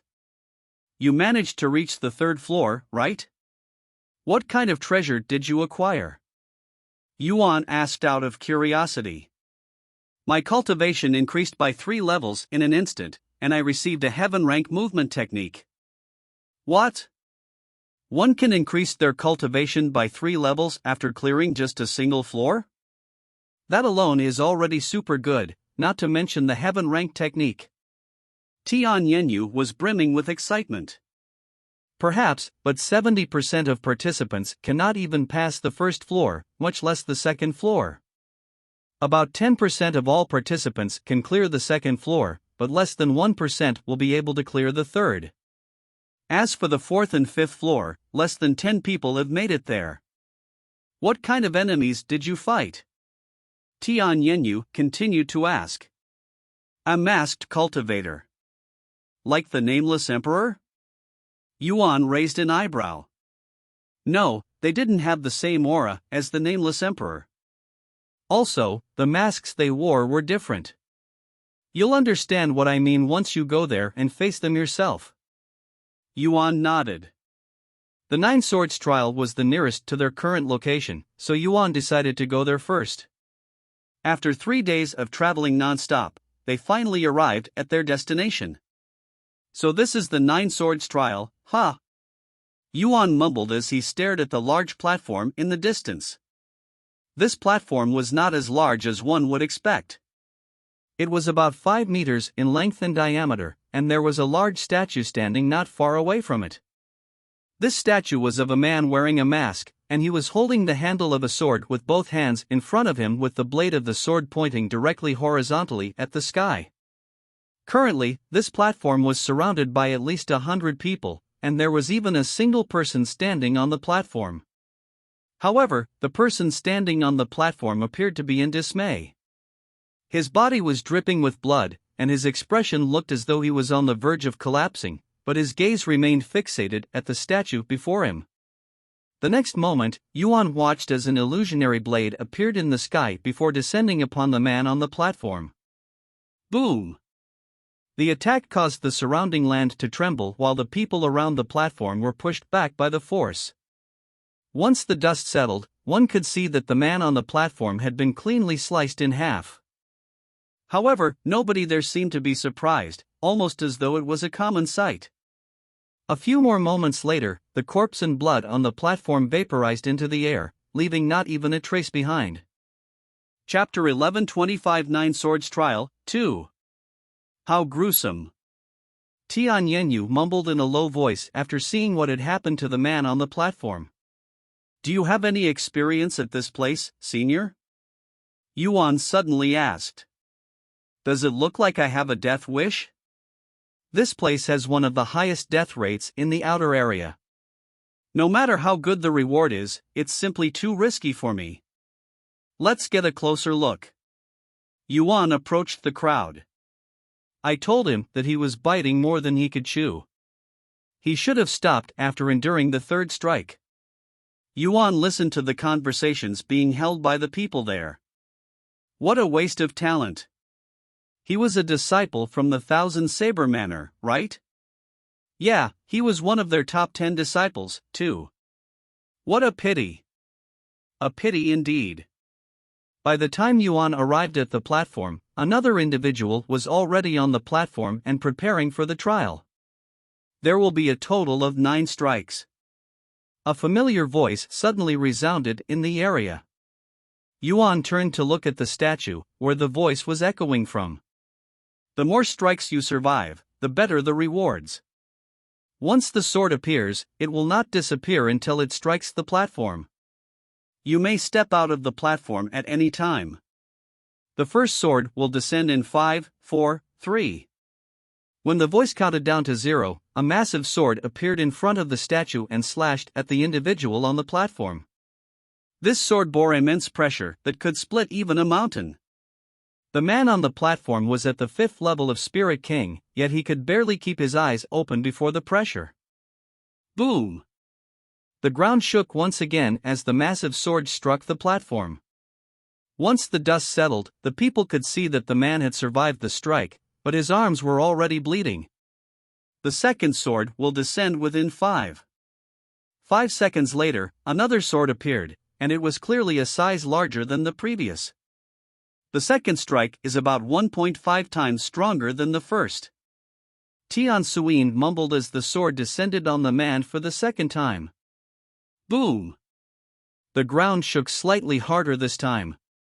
When the spectators could see the man again, it was clear to them that he was already at his limit, as both of his arms were broken with the bones sticking out and all. The third sword will descend within. Before the voice could even finish his sentence, the man jumped off the stage. The following moment, orbs of light would emerge from the statue, entering the man who had just endured 2 strikes. The man's aura immediately spiked as his cultivation rapidly strengthened, reaching the 7th level Spirit King in the time it took to take a deep breath. Furthermore, his injuries were completely healed. Heavens, his cultivation increased by 2 levels just like that? Since when did cultivation become so easy? Tian Yenyu mumbled in a dazed voice. If you think it's so easy, why don't you get on the stage and try it yourself? Tian Suyin sneered at her ignorant remarks. I will watch for a little longer. She quickly responded. Yuan agreed with her and proceeded to watch several more people challenge the 9 swords trial. So the strength of each strike differs from person to person. As expected, this place tests one's potential, not their achievements. He mumbled in a low voice. In the end, out of 15 participants, 2 people had managed to endure 2 strikes, 4 people endured 1 strike, and the other 9 people died from the first strike. Are you going to participate? Yuan turned to look at Tian Yenyu. Can you guarantee that I won't die? She asked in response. I can't. Yuan answered without hesitation. Then I won't. As enticing as the reward is, this is a little too risky even for me, especially when the trial is different for everyone. What about you? You're going to participate, right? He nodded. Yes, I am going to participate. Good luck. Tian Yenyu didn't bother saying any unnecessary words since she knew that it would only be a waste of breath. She trusted Yuan and his strength, and that was all that mattered. After waiting for several more people to go, Yuan finally decided to enter the stage. Even though my cultivation won't increase from this, my instincts tell me that there's something more important than that here. Yuan took a deep breath before retrieving the Empyrean Overlord. The first sword will descend in 5, 4, 3, 2, 1. A sword appeared before Yuan, but there was something different about this sword. Compared to the swords that appeared previously, this sword was not semi-transparent and was completely solid, just like a real sword. Moreover, the size of this sword was shockingly large, so massive that it was several times bigger than the statue itself. Heavens! What's with the size of that sword? It's just his first strike, yet it's already bigger than the 4th strike for that 1,000 Saber Manner's disciple. Is there something wrong with the trial, or is there something special about that young man? I have witnessed every trial here for the last 100 years, but I have never seen anything like this before. Run! Heaven knows how destructive it will be. We'll all get caught up in it at this rate. Someone there suddenly shouted. Upon hearing such words, everyone there immediately began scrambling away, running as far away as they could before the sword descended. Meanwhile, Yuan stood as still as a statue on the platform with a resolute expression on his face. The sword began descending towards Yuan the following second, creating a force so powerful that it split all of the nearby clouds halfway before impact, creating a clear blue sky in an instant. Despite the immense pressure bearing down on him, Yuan swung the Empyrean overlord at the sword in the sky with seemingly no effort at all, and there was even a slight smile on his face.